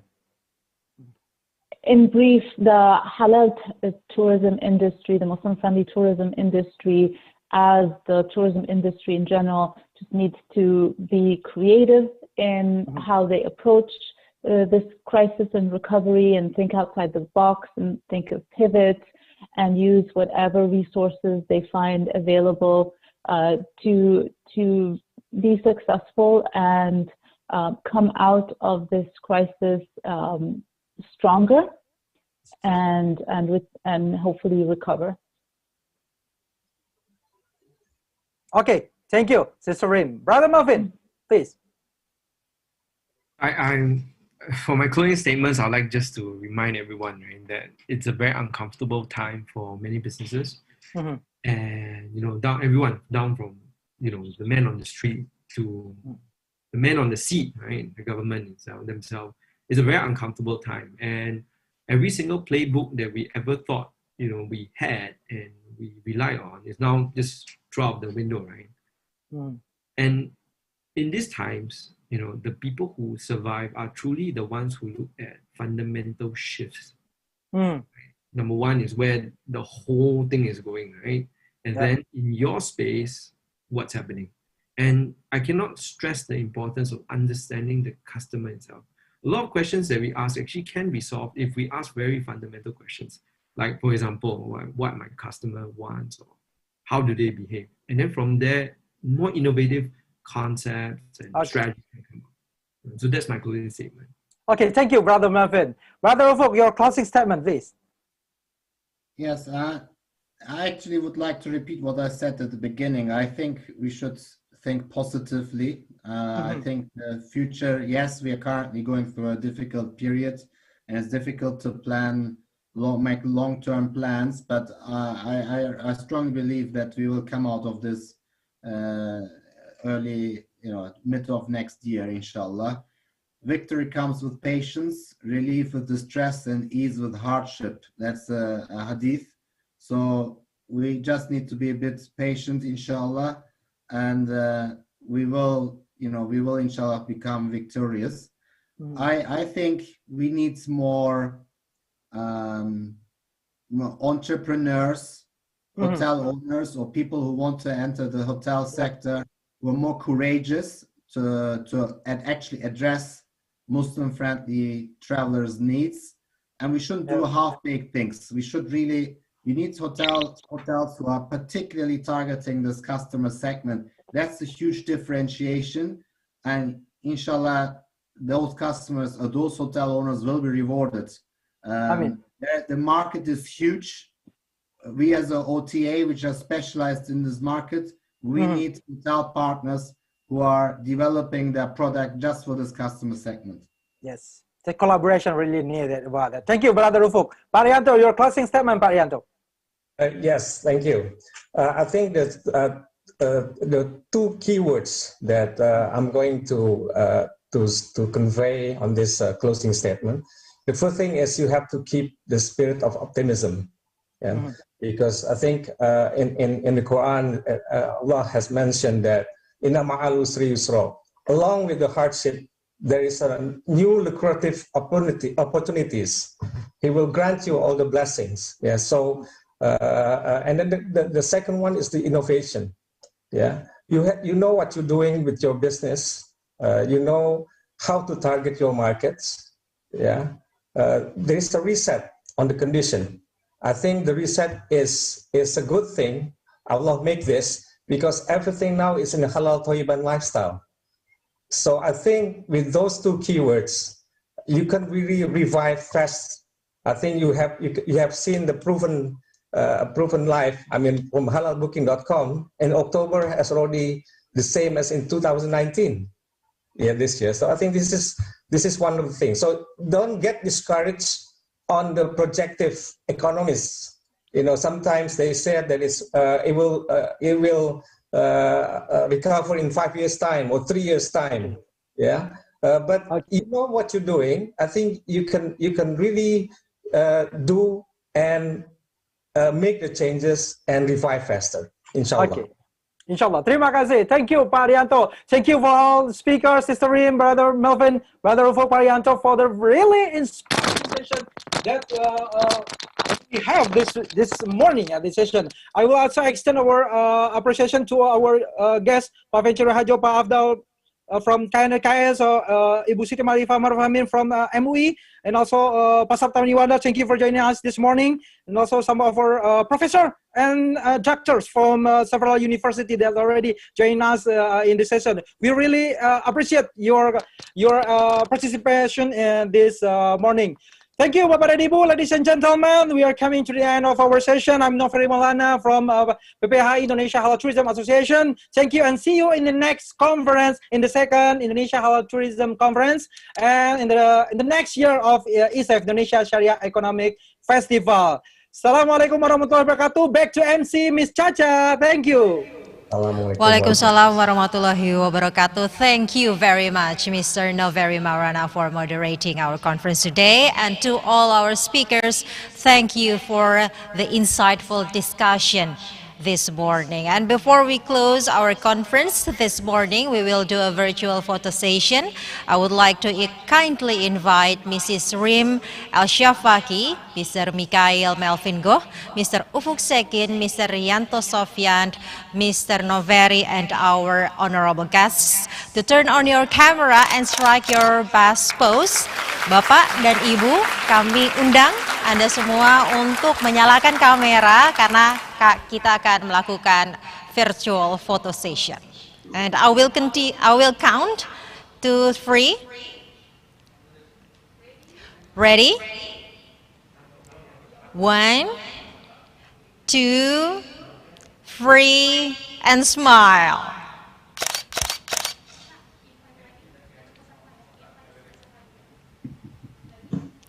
Sekali lagi untuk para peserta, semua Bapak dan Ibu, kami undang untuk menyalakan kameranya. Kami akan melakukan satu kali lagi virtual photo session. And I will count to 3. Dimulai. 1, 2, 3.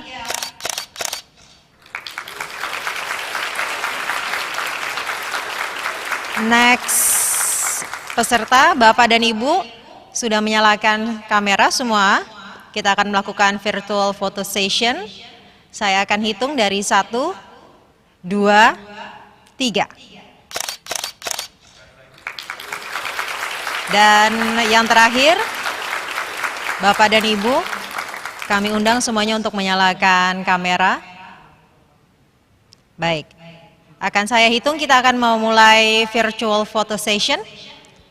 Saya hitung 1, 2, 3.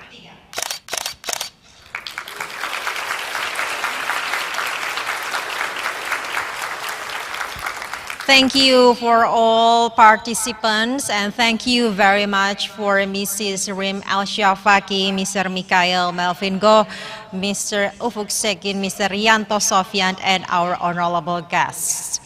And ladies and gentlemen, you could find the latest information regarding ISAF 2020 through our official websites and social media pages, such as Instagram at isaf.id and YouTube, Twitter, Facebook at ISAF Indonesia. Now we have finally reached the end of our event, International Conference on Halal Tourism. Thank you for sharing your time with us today. Hopefully, it was a great, wonderful, and informative session for you as it was for all of us at the studio. Allow me, Syazawi Sasro, on behalf of ISAF 2020 committee to sign off and meet you on another ISAF event. ISAF brings our halal in you. Wassalamualaikum warahmatullahi wabarakatuh.